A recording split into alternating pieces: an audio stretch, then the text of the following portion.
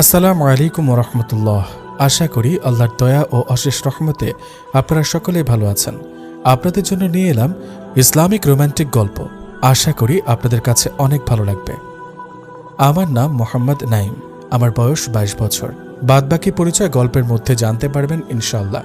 আমি বর্তমানে দেশের বাইরে আছি, এক প্রকার ঘুরতে এসেছি, সেরকমই ভাবতে পারেন। তো মূল কথায় আসা যাক। বাসা থেকে বলেছে বিয়ে করার জন্য। এই যা দেখেন কাণ্ড। বাসার কথা বলতে বলতে বাসা থেকে কল চলে এসেছে। কল রিসিভ করে আসসালামু আলাইকুম রহমতুল্লাহ। হ্যালো আম্মু, কেমন আছো? ওয়ালাইকুম আসসালাম রহমতুল্লাহ। ভালো আছি বাবা, তুই কেমন আছিস? আমি আলহামদুলিল্লাহ ভালো আছি আম্মু। বাসার সবাই কেমন আছে? আলহামদুলিল্লাহ বাসার সবাই ভালো আছে। তো খাবার দাবার ঠিকমতো খাচ্ছিস তো? জি আলহামদুলিল্লাহ আম্মু, ভালো করে খাচ্ছি। আমার বাবার এবং তোমার ঔষধ খাচ্ছ তো ঠিকমতো, নাকি ফাঁকি দিচ্ছ? আরে না না বাবা, ঔষধ ঠিকঠাক মতোই চলছে। তোকে যে বললাম বিয়ের কথা, তুই তো কিছুই বললি না। কেমন মেয়ে পছন্দ আমাদের বললে আমরা ঠিক করে রাখতাম আর কি। আচ্ছা মা, সেসব কথা এখন বাদ দাও। আমি চলতি মাসের 20 তারিখে দেশে আসছি ইনশাল্লাহ। আমি আসলেই না হয় এই বিষয়ের কথা বলা যাবে। আমার মুখ থেকে এই কথাটা বলা শেষ না হতেই ফোনের ওপাশ থেকে আওয়াজ ভেসে এলো, মা মা, ফোনটা আমায় দাও। এইরকম বলে আম্মুর কাছ থেকে ফোনটা নিয়ে নিল। আপনারা হয়তো ভাবছেন এটা কে হতে পারে। অবাক হওয়ার কিছুই নেই, এটা আমার আদরের ছোট্ট বোন। তার নাম নাইমা আক্তার তাসনুভা। আসসালামু আলাইকুম রহমতুল্লাহ। কেমন আছো আমার প্রিয় ভাইয়া? এই তো আলহামদুলিল্লাহ আলা কুল্লি হাল। তো আমার ছোট আপু কেমন আছে? ভাইকে ছাড়া আর কেমনই বা থাকতে পারি বলো? আহারে, আমার আপুর মনে অনেক কষ্ট মনে হয়। সেটা তো একটু আছে। ভাইয়া তুমি নাকি 20 তারিখে দেশে আসবা? আমার জন্য কি কি আনতে হবে মনে আছে তো? হারে, মনে থাকবে না? আমার 10টা না 5টা না, একটা মাত্র বোন, তার পছন্দের কথা ভুলতে পারি কেমনে? এই না হলে আমার ভাইয়া। ভাইয়া এবার কিন্তু একটা ভাবি লাগবে আমার। আল্লাদের স্বরে বলল আমার বোন।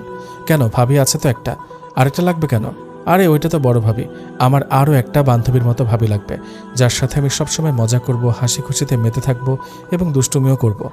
আমি বললাম সেটা তো বড় ভাবির সাথেও করা যায়। করা যায়, এবং আমি করিও বড় ভাবির সাথে। তারপরেও আমার আরও একটা ভাবি লাগবে।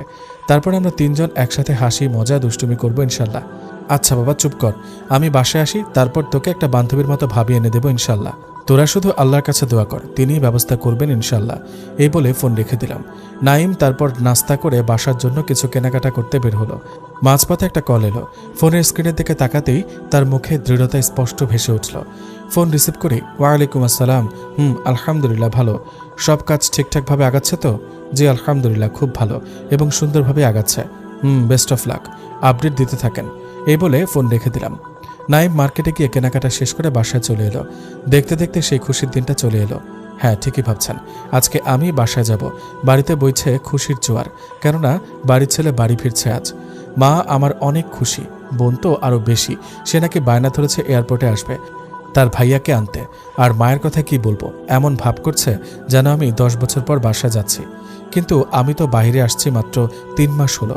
আসলে মায়েরা এমনই হয়, সন্তান একটু দূরে গেলে তারা অসহায় হয়ে পড়ে, আবার সন্তান যখন কাছে আসে তখন তারা খুশিতে আত্মহারা হয়ে যায়।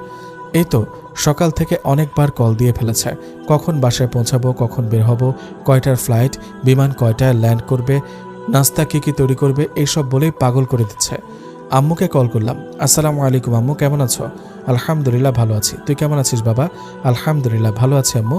আমার ফ্লাইট বিকাল 5টায় ল্যান্ড করবে ইনশাআল্লাহ। তুমি ভাইয়া আর আব্বুকে 6টার দিকে এয়ারপোর্টে থাকতে বলিও, সাথে আমার কলিজার টুকরাটাকেও পাঠিয়ে দিও। তোর ফ্লাইট ল্যান্ড করবে 5টায়, তাহলে ওরা এত দেরি করে কেন যাবে এয়ারপোর্টে? আর বাবা, আজকে নাকি বিদেশের নামকরা বিজনেসম্যান দেশে আসছে। ওনার ব্যাপারে মানুষের মুখে অনেক প্রশংসা শুনছি। মানুষ তার প্রশংসায় পঞ্চমুখ।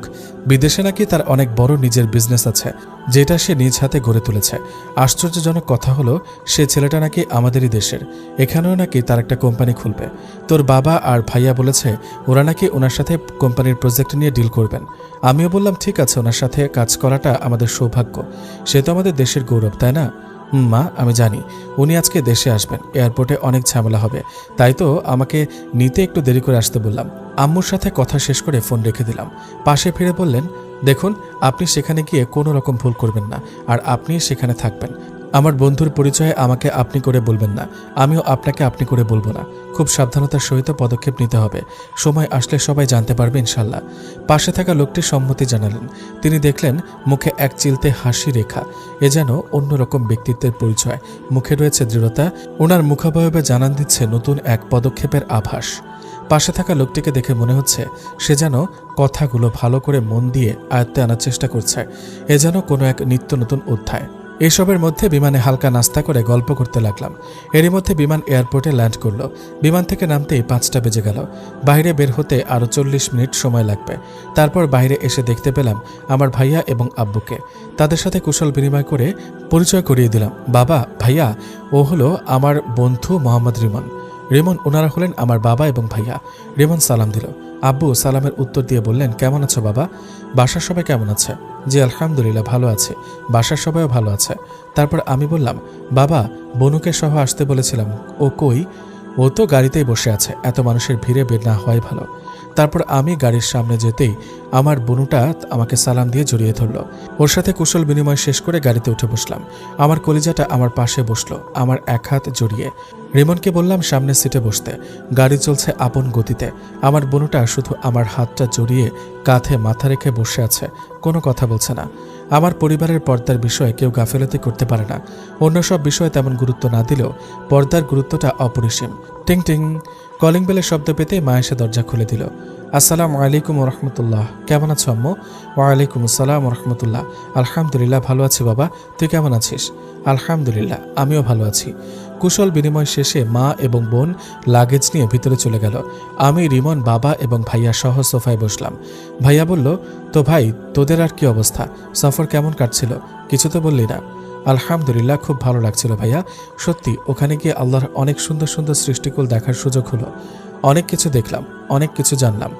সত্যি ভাইয়া, আল্লাহ আমাদেরকে হাজার গুণ সুখী করেছেন। এই পৃথিবীটাকে কতই না সুন্দর করে সৃষ্টি করেছেন। তারপর আব্বু বললেন, রে বাপ, তারপরেও তো মানুষ আল্লাহর নাফরমানি করে। আল্লাহ যে আমাদেরকে এত এত নিয়ামত দিয়েছেন, সেটার তুলনায় মানুষ কি তার অর্ধেকও শুকরিয়া আদায় করে? রিমন বলল, আঙ্কেল, একদম আমার মনের কথাটাই বললেন। আসলে আমাদের উচিত যে যেমন অবস্থায় আছি সেই অবস্থান থেকে রবের নিরে শুকরিয়া আদায় করা। আমাদের উচিত আমরা যে অবস্থানে আছি সেটা থেকে আমাদের নিচের অবস্থানের মানুষের দিকে তাকিয়ে আল্লাহর কাছে শুকরিয়া আদায় করা। যেমন ধরেন, আলহামদুলিল্লাহ আমাদের এখন সব কিছুই আছে, কিন্তু অনেক মানুষ আছে যে তারা দিনে 2 বেলা 2 মুঠো খাওয়ার জন্য পায় না। তাদের দিন যায় বহু কষ্টে, বহু অবহেলায়। মানুষের কাছে কিছু চাইতে গিয়েও পায় না, বরং কিছু মানুষ নামের অমানুষের কাছ থেকে কটু কথা শুনতে হয়। এই বলে দীর্ঘশ্বাস ফেলল। বাবা, তুমি একদম ঠিক বলেছ। তারপর আমিও কিছু বললাম। আল্লাহর কাছে শুকরিয়া আদায় করার আরও একটা কৌশল, এটা কোনো সময় কারো মনে আসছে কিনা তা জানি না, তবে এটা আমার মন থেকে বলছি। সবাই একটু নড়েচড়ে আমার দিকে তাকালো। কিছু কিছু বিষয় আছে যার পরিবর্তে আল্লাহর কাছে মুখে শুকরিয়া আদায় করে আলহামদুলিল্লাহ বললে হয়ে যায়। আবার কিছু কিছু বিষয় আছে যেগুলো শুকরিয়া কাজে কর্মে আদায় করতে হয়। যেমন একজন মানুষের কোটি কোটি টাকার সম্পত্তি আছে, তার ব্যাংকে লক্ষ কোটি টাকা। সেরকম ব্যক্তি যদি আলহামদুলিল্লাহ বলে শুকরিয়া আদায় করে বসে থাকে, তাহলে সেটা কি আদৌ আল্লাহর কাছে শুকরিয়া আদায় করা হলো? সেটা তো পুরোপুরিভাবে আল্লাহর সাথে সুযোগের সদ্ব্যবহার। আল্লাহ কিছু মানুষকে অট্টালিকা ধন দৌলতের মালিক বানিয়েছেন, আবার অনেককে রাস্তাঘাটের ফকির মিসকিন বানিয়েছেন। আল্লাহ পাক তাদেরকে গরিব বানিয়েছেন ঠিক, কিন্তু তাদের প্রাপ্যগুলো আল্লাহ অন্যদের মাধ্যমে পাঠিয়েছেন। কিন্তু সে অন্যরা নিজেদেরগুলো তো ভাগ করে, সাথে সাথে গরিব মিসকিনদের হকগুলো লুটপাট করে খায়। তাদের হক তাদেরকে কেন দেবে? আল্লাহ যে তাদেরকে অনেক ধন দৌলত দিয়েছেন, সেটার পরিবর্তে তো তারা আল্লাহর কাছে শুকরিয়া আদায় করেছে। আর এরকম করেই আমাদের দেশের কিছু মানুষ গরিবের হক লুটে পুটে খায়। আফসোস, তারা তো জাকাতের বিষয়টাকে এড়িয়ে যেতে চায়। নেশাব পরিমাণ ধন দৌলত থাকা সত্ত্বেও তারা জাকাত দেয় না। হায় রে মানুষ, সুযোগ পেলে তারা আল্লাহর সাথেও সদ্ব্যবহার করে। অনেকক্ষণ তো কথাবার্তা হলো, এবার সবাই মিলে নাস্তা করি। ভাইয়া ভিতরে গিয়ে নাস্তা নিয়ে এলো। সবাই নাস্তা করে বসলাম। এইভাবেই গল্পের মাধ্যমে ঈশার আজান দিল। আহ, কি শান্তি, কি মধুর সুর! দীর্ঘ 5 মাস পর আবার সেই মনোমুগ্ধকর সুরটা কানে ভেসে এলো। বাবা বললেন, চলো সবাই মিলে নামাজটা পড়ে আসি। সবাই মিলে ঈশার নামাজ আদায় করে আসলাম। সবাই বসলাম। আব্বু এবং ভাইয়া, তোমাদের সাথে একটা পরামর্শ আছে। এতে পরিবারের সকলের সম্মতির প্রয়োজন আছে। আম্মু এবং বোনকে পর্দার ওপাশে বসতে বলো। আলহামদুলিল্লাহ, আল্লাহ পাক আমাদেরকে ধন দৌলত দিয়েছেন, অনেক সুখে রেখেছেন। আমরা তো এই পৃথিবীতে সবসময় তো আর থাকবো না, তাই না? আমাদের তো আখিরাতের কথাও কিছু চিন্তা করতে হবে, তাই না?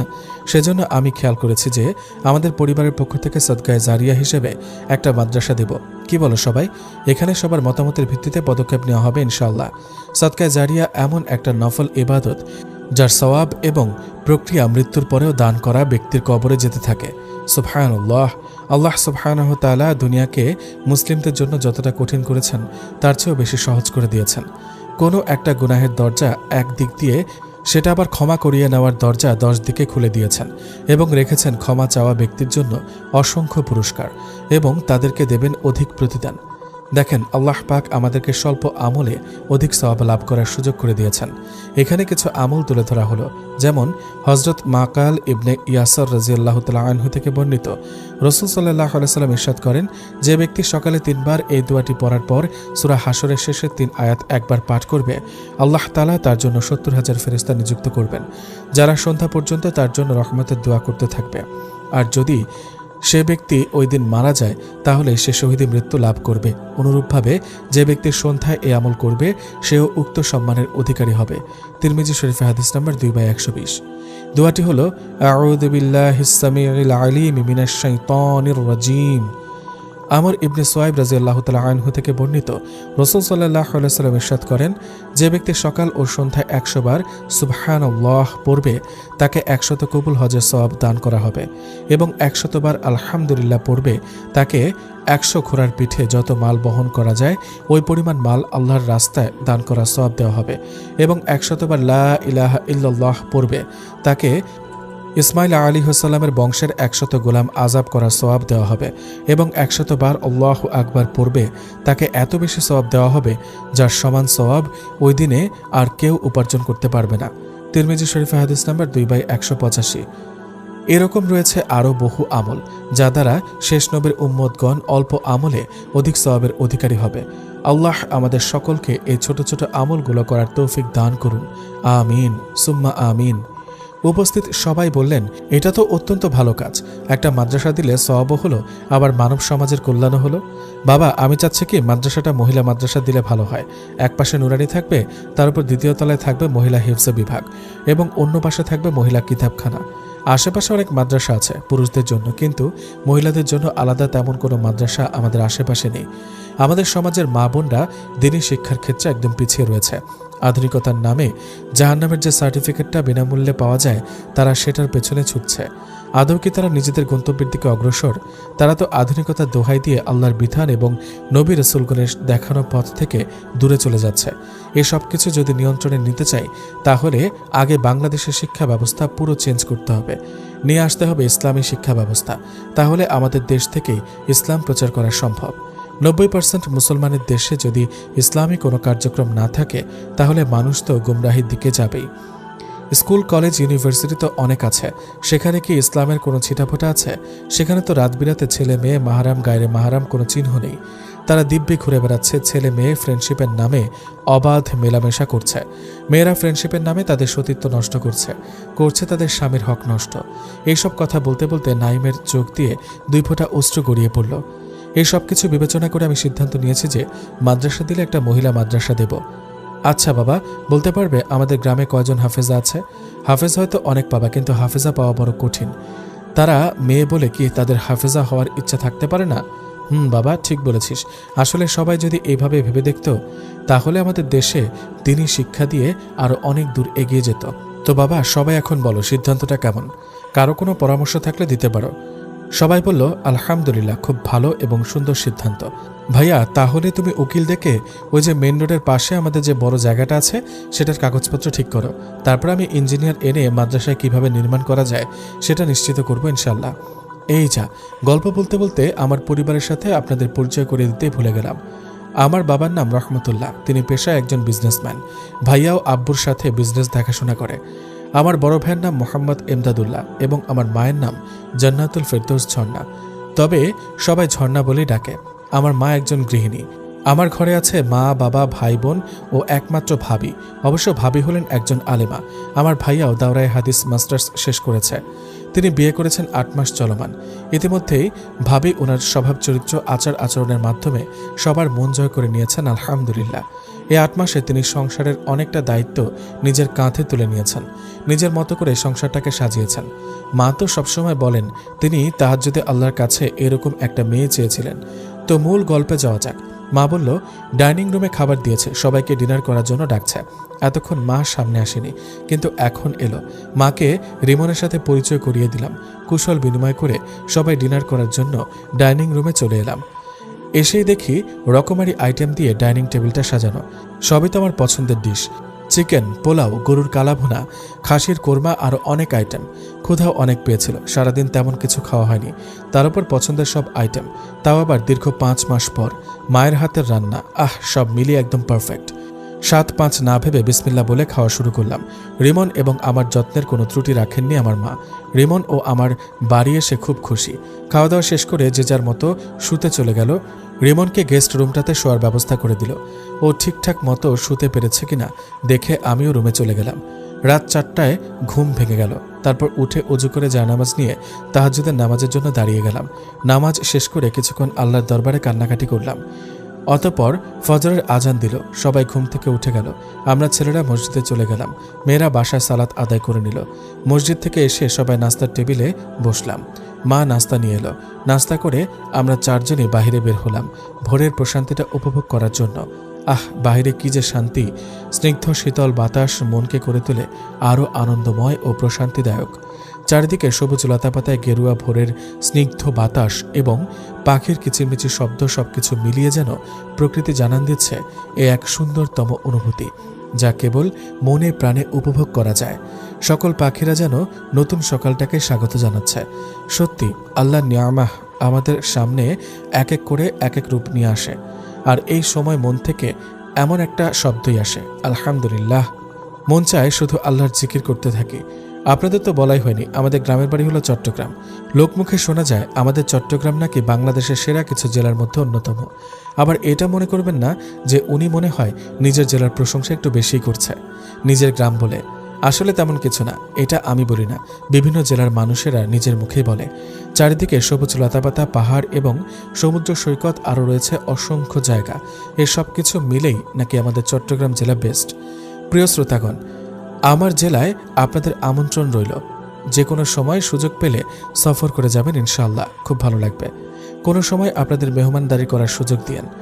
ঘুরে ফিরে সবাই 9টার দিকে বাসায় ফিরলাম। এসে দেখি মা আবার নাস্তা দিল। যাক, ভালোই হলো। এমনিতেও হাঁটতে হাঁটতে ক্ষুধা লেগে গিয়েছিল। নাস্তা করে সবাই একটু আড্ডায় বসলাম। রিমন বলল, আঙ্কেল, গতকাল রাতে বাসায় কথা হয়েছে। মা বাবা আপনাদের সকলকে দাওয়াত করেছেন আমার বাসায়। আমি তো এখানে আরও 2-1 দিন ঘুরবো, তারপর বাসায় যাওয়ার সময় আপনাদের সহ নিয়ে একসাথে যেতে বললেন। ইনশাল্লাহ বাবা, বাসায় জানিয়ে দিও আমরা দাওয়াত গ্রহণ করেছি এবং 2 দিন পর আমরা তোমাদের বাসায় যাচ্ছি। দাওয়াত গ্রহণ করা আমাদের নবী সাল্লাল্লাহু আলাইহি সাল্লামের সুন্নাহ। আমরা অবশ্যই তোমাদের বাসায় যাব ইনশাআল্লাহ। মা বললেন, তো বাবা বললে না তো তোমাদের বাসায় কে কে আছে? আমাদের বাসায় আমি, আমার ছোট 2টি বোন এবং মা বাবা। ইনশাআল্লাহ সামনে নিকাহ করব। আম্মু আব্বু পাত্রীর খোঁজে আছেন। ও, তাহলে তো সামনে বিয়ে 2টো খেতে পারবো ইনশাআল্লাহ, মুচকি হেসে বললেন মা। রিমন লাজুক হেসে বলল, জি ইনশাআল্লাহ আন্টি, দোয়া করেন যেন আপনাদের বিয়ে খাওয়াতে পারি। ইনশাআল্লাহ বাবা, দোয়া সবসময় আছে। আচ্ছা মা, বিয়ে পরে খেও, আগে আমরা কাজ সেরে নিই। রিমন আমার রুমে এসে তো। রিমনকে নিয়ে হাঁটা দিলাম আমার রুমের দিকে। রিমনকে নিয়ে খাটে বসলাম। ওদের সাথে কি কথা হয়েছে? জি আলহামদুলিল্লাহ হয়েছে। ওরা বলল আগামী সপ্তাহে আমরা কাজ শুরু করতে পারবো ইনশাল্লাহ। আমিও সেটাই ভাবলাম। এই 1 সপ্তাহ ঘুরে ফিরে তারপর থেকে শুরু করা যাবে। তারপরেও ওদিকটা একবার দেখে আসলে ভালো হতো। ওকে, তাহলে আজকে বিকেলে যাব। সাবধানে প্ল্যান করো, কেউ যেন ভুলেও টেন না পায়। ইনশাআল্লাহ সেটা নিয়ে আপনি কোনো টেনশন করবেন না, সব বন্দোবস্ত হয়ে যাবে। আবার আপনি বলেছেন না তুমি করে বলতে? ওহ সরি, ভুলে গেছি। ইটস ওকে, সমস্যা নেই, তুমি ওদিকটা বন্দোবস্ত করো, তাহলেই হবে। ওকে ইনশাআল্লাহ। দেখতে দেখতে দুপুর গড়িয়ে বিকাল। মা, আমি আর রিমন বের হচ্ছি। কোথায় যাচ্ছিস? এই তো একটু ঘুরতে যাব, আর একটু কাজও আছে, সেটাও সেরে আসবো। ওকে যা, তাহলে সাবধানে চলাফেরা করিস। ফিয়ামানিল্লাহ। ওকে মা, আসসালামু আলাইকুম। মা সালামের উত্তর দিল। তারপর গাড়িতে উঠে রওনা দিলাম আমাদের গন্তব্যে। প্রায় 45 মিনিট পর গন্তব্যে পৌঁছালাম। তারপর সেখানে প্রবেশ করলাম। তবে আমাকে তেমন কেউ চিনতে পারে নাই, হাতে গোনা কয়েকজন বাদে। অবশ্য আমি বারণ করেছিলাম পরিচয় দিতে। কিছুক্ষণ ঘুরে ফিরে নাস্তা করে সন্ধ্যার দিকে বাসায় চলে আসলাম। দেখতে দেখতে 2 দিন কেটে গেল। আমরা সবাই এখন তৈরি হয়েছি রিমনদের বাসায় যাব। তাই রিমনের মুখে দেখা গেল আলাদা একটা খুশির ঝিলিক। দেখা যাবে নাই বা কেন, দীর্ঘদিন পর তার অতি প্রিয় আপনজনদেরকে দেখবে। সবাই গাড়িতে উঠে বসলাম। আমি, বাবা এবং রিমন এক গাড়িতে, ভাইয়া, ভাবি, আম্মু এবং আমার বোনু অন্য গাড়িতে। গাড়ি চলছে আপন গতিতে। প্রায় 1 ঘন্টা পর অবশেষে গাড়ি তার নিজ গন্তব্যে এসে থামল। গাড়ি থেকে বের হয়ে দেখি 2 তলা বিশিষ্ট একটি বাড়ি। গাড়ি থেকে সব জিনিসপত্র বের করলাম। অবশ্য রিমন আপত্তি করেছিল, কিন্তু তারপরেও আব্বু কিছু মিষ্টি এবং দই আরও কিছু ফলমূল কিনে নিল। হাজার হোক, একটা নতুন বাড়িতে আসলাম, খালি হাতে আসা যায় নাকি? গেটে প্রবেশ করে দেখি বাবার বয়সে একজন ভদ্রলোক দাঁড়িয়ে আছেন। রিমন গিয়ে সালাম দিয়ে জড়িয়ে ধরল। বুঝতে আর বাকি রইল না যে এটাই আঙ্কেল। তারপর আমাদের সাথে পরিচয় করিয়ে দিল। আমরা সবাই কুশল বিনিময় করে ভিতরে চলে গেলাম। ভিতরে যেতে বোরকা পরিহিত 2 জন মহিলা ভেতরে রুম থেকে বের হলো। দেখেই মনে হচ্ছে বৃদ্ধ মহিলা। আমিও 7-5 না ভেবে বলেই দিলাম, দাদিমা আসসালামু আলাইকুম, কেমন আছেন? ওদের বাসার সবাই আমার দিকে হাঁ করে তাকিয়ে আছে। মহিলা 2 জন থমকে দাঁড়ালো। আমিও কিছুক্ষণের জন্য বোবা হয়ে গেলাম। বুঝতে পারছি না ওদের বাসার সবাই এমন হাঁ করে তাকিয়ে আছে কেন। আমি তো মাত্র সালামি দিলাম, তাহলে এমন করে তাকিয়ে থাকার কি আছে? রিমন বলল, আরে বন্ধু, এখানে তুমি দাদিমা কোথায় পেলে? আমি বললাম, মানে? আরে ওগুলি কোনো দাদিমা টাদিমা না, ওরা তো আমার 2 বোন। পরক্ষণে মনে পড়ল, আরে হ্যাঁ, ও তো ওর 2 বোনের কথা বলেছিল, কোনো দাদিমার কথা তো বলে নাই। উফ শিট, আজকে মান সম্মান সব গেল। আর কি মান সম্মান যা ছিল তা তো গেলই। এই বলে হাত মুখ ধুয়ে সোফায় বসে পড়লাম। এত বড় ভুল কিভাবে করলাম? কি লজ্জা, কি লজ্জা, কি একটা অবস্থা। এজন্যই হয়তো মুরব্বীরা বলতেন, যেখানে সেখানে আগ বাড়িয়ে পাকনামি করতে নেই, তাতে নিজেরই বিপদ হয়। এখন আমি মুখ দেখাবো কি করে? শালা ইজ্জত কি ওয়ার্ড লাগ গেই। আর ওনারা 2 জন তো সে কখন লজ্জা পেয়ে ফিক করে হেসে দিয়ে ভেতরে ছুট লাগালো। হায় আল্লাহ! এদিকে সবাই আমার কাণ্ড দেখে হাসতে হাসতে গুটিসুটি। ভাইয়া এবং আমার বোনের কথা কি বলবো, ওরা তো রীতিমতো আমার সাথে মজা নেওয়া শুরু করে দিয়েছে। ভাইয়া কি করলে এটা? আচ্ছা যাক, যা হয়েছে ভালো হয়েছে, অনেক মজা পেলাম। তোমার ছোট বোনের বয়সী 2 তরুণীকে তুমি দাদিমা বানিয়ে দিলে, ব্যাপারটা খুবই হাস্যকর। এটা বলে মুচকি হাসি দিল। আচ্ছা ভাইয়া, আমার মনে একটা আশা জেগেছে। কি বলবো? বলে ফেল। আচ্ছা ভাইয়া, এখান থেকে যেটা বড় সেটাকে আমার ভাবি করে নিয়ে গেলে কেমন হয়? আরে বলিস কি সব? তুই এখান থেকে সরবি নাকি দিব একটা মাইর? এদিকে আমার অবস্থা নাজেহাল, আর সে আছে তার আশা নিয়ে। আচ্ছা বাবা, গেলাম। এই বলে ও ভিতরে চলে গেল। এতক্ষণ যাবৎ আমি, ভাইয়া এবং আমার বোন এখানে ছিলাম, তবে আমাদের কথাগুলো ভাইয়া শুনে নাই। আর বাদবাকিরা হাসতে হাসতে ভেতরে ডুবে চলে গেল। কিছুক্ষণ পর নাস্তা নিয়ে এলো। নাস্তা করে একটু ছাদে উঠলাম আমরা 3 ভাই বোন। ওদের ছাদের পরিবেশটা খুব সুন্দর এবং মনোমুগ্ধকর মাশাআল্লাহ। ছাদের একপাশে রয়েছে কাঠগোলাপ, বেলি ফুল, রজনীগন্ধা ফুল, আরও রয়েছে রকমারি ফুল গাছ এবং অপর পাশে রয়েছে বিভিন্ন ফলমূলের গাছ। সব মিলিয়ে তৈরি করে একটা সুন্দর পরিবেশ। 3 ভাই বোন মিলে পরিবেশটা উপভোগ করলাম আর গল্প করতে লাগলাম। চারদিক থেকে ভেসে আসতে লাগলো জোহরের আজানের সুমধুর সুর, যা মনকে এমনিতেই মসজিদের দিকে টানে। 3 জনে নিচে চলে এলাম। আমরা 2 ভাই, বাবা, রিমন ও রিমনের বাবা মসজিদের দিকে রওনা দিলেন। এতক্ষণ যাবৎ মা এবং ভাবি রিমনের 2 বোনের সাথে কি গল্পটাই না করলো। ইতিমধ্যে তাদের ভেতর অনেক ভাব। এই তো মসজিদে আসার জন্য বের হব, তখন মা আমাকে একটা রুমে গিয়ে বলল, মেয়ে দুটো নাকি খুব মিষ্টি, সেখান থেকে বড়টাকে নাকি আম্মুর খুব পছন্দ হয়েছে। আরে মা, একজন মানুষকে আরেকজনের পছন্দ হতেই পারে, এটা অস্বাভাবিক কিছু নয়। সেটা আবার আমাকে রুমে নিয়ে এসে বলতে হয়, আরে এই পছন্দ সেই পছন্দ নয় যেটা তুই ভাবছিস। তাহলে এটা আবার কোন ধরনের পছন্দ শুনি? আরে তোর বউ হিসেবে অনেক সুন্দর মানাবে। এই কথা শোনা মাত্রই আমার হেঁচকে উঠে গেল। আরে মা, কি বলো এইসব? মাথা ঠিক আছে তোমার? আলহামদুলিল্লাহ, আমার মাথাও ঠিক আছে, শরীরও ঠিক আছে। আমি সব বুঝে শুনেই বলছি। আরে মা, এই বাড়িতে আসা মাত্রই তো কট খেয়ে গেলাম, এখন আবার কোন কটটা খাওয়ানোর ফোন দিয়ে আটছো আমি বুঝতে পারছি না। আর এটা রিমন কখনো মানবে না আমার জানা মতে। বাপ আমার, বুঝ না একটু, মেয়ে অনেক ভালো, দিনদারও, রূপে গুণে মাশাআল্লাহ। ভেতরে আমি আর তোর ভাবির সাথে কি অমায়িক আচরণটাই না করলো। তুই যেরকম পছন্দ করছিস ঠিক সেরকম। বড় মেয়ে হাফেজা হয়েছে আলহামদুলিল্লাহ, এখন মেশকাত জামাতে পড়ে, বয়স 16+। এবং ছোটটাও হাফেজা হয়েছে, এখন জামাতে চাহারুমে পড়ে, বয়স 15+। আচ্ছা মা, ঠিক আছে, তুমি বাবার সাথে কথা বলে, ওনাদের সাথে কথা বলে দেখো ওনারা কি বলে। আরে তোর বাবা ও ভাইয়ার সাথে তো কথা হয়ে গেছে, এই বিষয়ে তোর ভাবিও রাজি আছে। এখন শুধু তোর মতামতটা জরুরি ছিল। কি বলো মা? পানি এতদূর গড়িয়ে গেল আর আমি একটিবারও টের পেলাম না। সবাই জোহরের সালাত আদায় করে বাসায় ফিরে আমরা পুরুষরা সবাই মিলে দুপুরের খাবার খেতে বসলাম। মেয়েরা ভেতর রুমে খেয়ে নিল। খাবার শেষ করে সোফায় বসলাম। একটু পর কিছু ফলমূল এবং দই আরও কিছু মিষ্টি আইটেম নিয়ে এলো। ফলমূল খেতে খেতে বাবা এক পর্যায়ে বলে উঠল, ভাইজান, একটা কথা বলতে চাই। জানি না এই কথাটা বলা কতটা উচিত হবে এবং আপনারা কী বা মনে করেন। আরে ভাই সাহেব, বলে ফেলেন তো, এত বিভ্রান্ত হওয়ার কিছু নেই। আসলে আপনার বড় মেয়েকে আমাদের সবার পছন্দ হয়েছে, আমাদের ছোট ছেলের বউ করে নিতে চাই। এখানে সবাই উপস্থিত রয়েছে, তাই সবার সামনে বলে দিলাম, আপনার মেয়ে আমার ঘরে বউ হয়ে নয়, মেয়ে হয়ে থাকবে ইনশাল্লাহ। আমরাও অনেকদিন যাবৎ মেয়ে খুঁজছিলাম, অবশেষে এখানে এসে দেখলাম আমার ছেলের জন্য এর চাইতে ভালো মেয়ে পাবো না হয়তোবা। আমার ছেলে এবং আপনার ছেলে দুজন নাকি ভালো বন্ধু, তাই ওরা একজন অপরজনকে খুব ভালো করেই চিনবে আশা করি। আপনি চাইলে আপনার ছেলের কাছেও জিজ্ঞেস করতে পারেন আমার ছেলের বিষয়ে। আমি বাবা হিসেবে ভালো বলছি না। আলহামদুলিল্লাহ, আমার 2 ছেলে 1 মেয়ে। আল্লাহর রহমতে আমার 3 সন্তানই দিনের পথে আছে। আমি বাবা হিসেবে গর্বিত। আমার সন্তানেরা কখনো আমার কিঞ্চিত অসম্মানী হতে দেয়নি, আলহামদুলিল্লাহ। আরে ভাই সাহেব, আপনার এত কিছু বলতে হবে না। আমার ছেলে সবসময় আপনার ছেলের প্রশংসা করত। অবশ্য আপনাদের সাথে এতক্ষণ যাবৎ গল্প করেছি, এর মধ্যে আপনারা কীরকম সেটা ধারণা করাটা কি সম্ভব নয়? আমার পক্ষ থেকে আলহামদুলিল্লাহ। যেহেতু এটা বিয়ের বিষয়, তাই আমি আমার মেয়ের মতকে বেশি প্রাধান্য দেব, কেননা ওরা এখন ওদের ভালো মন্দ বুঝতে শিখেছে। পরে যাতে এটা শুনতে না হয় তোমরা আমাকে জোরপূর্বক বিয়ে দিয়ে দিয়েছ। ইসলামে বিয়ের ব্যাপারে ছেলে মেয়ে উভয়ের মতামতকে প্রাধান্য দিতে বলেছেন। ভাই সাহেব, আপনি গিয়ে জিজ্ঞেস করতে পারেন, সমস্যা নেই। তারপর আঙ্কেল ভেতরে গেলেন। 5 মিনিট পর আলহামদুলিল্লাহ, আমার বাসার কারো কোনো আপত্তি নেই, বিশেষ করে আমার মেয়ের। আমাদের পছন্দই নাকি আমার মেয়ের পছন্দ, শুধু ছেলে দিনদার হলেই চলবে। আমার বোন বলল, কি আমার হবু ভাবি সাহেবা আমার ভাবি হওয়ার জন্য প্রস্তুত থাকেন। ও মুচকে এসে লজ্জা পেয়ে ভেতরে চলে গেল। ভাইয়া বললেন, তাহলে আঙ্কেল আমরা দেরি না করে বিয়ের দিনটা ঠিক করে ফেলি। বাবা, সময় নষ্ট করে লাভ নেই।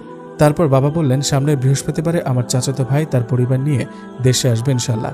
তাহলে আমরা শুক্রবারে বিকেলে আক্ত পরে মেয়ে নিয়ে যাব ইনশাল্লাহ। আপনার এখানে সামান্য কিছু নাস্তার ব্যবস্থা করলে হবে। আমরা বেশি না, 15 জন মানুষ আসবো ইনশাল্লাহ। আরেকটা কথা বলে দিতে চাই ভাইজান, আমার পরিবারের পক্ষ থেকে অনুরোধ, আপনার এখানে কোনো রকম আনুষ্ঠানিকতা করবেন না দয়া করে। আপনার যত আত্মীয় স্বজনরা আছেন তাদের সবাইকে নিয়ে আমার বাড়িতে শনিবারে ওয়ালিমায় চলে আসবেন ইনশাল্লাহ। আপনার এখানে কোনো রকম ঝামেলা ঝঞ্ঝাট চাচ্ছি না। আলহামদুলিল্লাহ, আল্লাহ পাক রব্বুল আলামিন আমাকে অতুলনীয় সম্পদের মালিক বানিয়েছেন। শনিবারে আমার আত্মীয় স্বজন, আপনার আত্মীয় স্বজন সবাইকে দাওয়াত করা হবে ইনশাল্লাহ, এবং গরিব অসহায় মানুষরাও আসবে, ওদেরও হক আছে এই অলিমায়। এবং আমাদের পার্শ্ববর্তী 5টা মাদ্রাসার ছাত্র এবং উলামায়ে কেরামগণ আসবেন ইনশাল্লাহ। আমি অনেক বড় করে ওয়ালিমা করব ইনশাল্লাহ। আজকে তো রবিবার, তাহলে মাঝখানে সময় থাকছে মাত্র 4 দিন ইনশাল্লাহ। আল্লাহ রহমতে এই 4 দিনই যথেষ্ট আমার জন্য। আপনারা আপনাদের মতো করে প্রস্তুতি নিন ধীরে সুস্থে। আরেকটা কথা, আপনারা ভুলেও আমাদের বাড়িতে কিছু দেওয়ার বিষয়ে চিন্তাও করবেন না। ছেলের শ্বশুর বাড়ি থেকে যৌতুক হিসেবে কিছু দেওয়া বা নেওয়া ইসলামের দৃষ্টিকোণ থেকে সম্পূর্ণ হারাম। এখনকার সময়ে আমাদের সমাজে কিছু প্রথা চালু রয়েছে যে ছেলের শ্বশুরবাড়ি থেকে কিছু না নিলে সমাজে তাদের সম্মান বলতে কিছুই থাকে না, আর এটার মাধ্যমেই তারা পুরুষত্ব ধরে রাখতে চায় এবং তাদের বরত্ব প্রকাশ করতে চায়। আদৌ কি এটাকে পুরুষত্ব বলে? এটার জন্য কি মানুষের চোখে কখনো বড় হতে পারবে? আর এখন তো আর যৌতুক বলে জিনিস আদান প্রদান করে না, এটার আবার নিত্য নতুন একটা নাম দিয়েছে। সেটা হলো, আমরা হাসি খুশি দিচ্ছি আমার মেয়ের জন্য।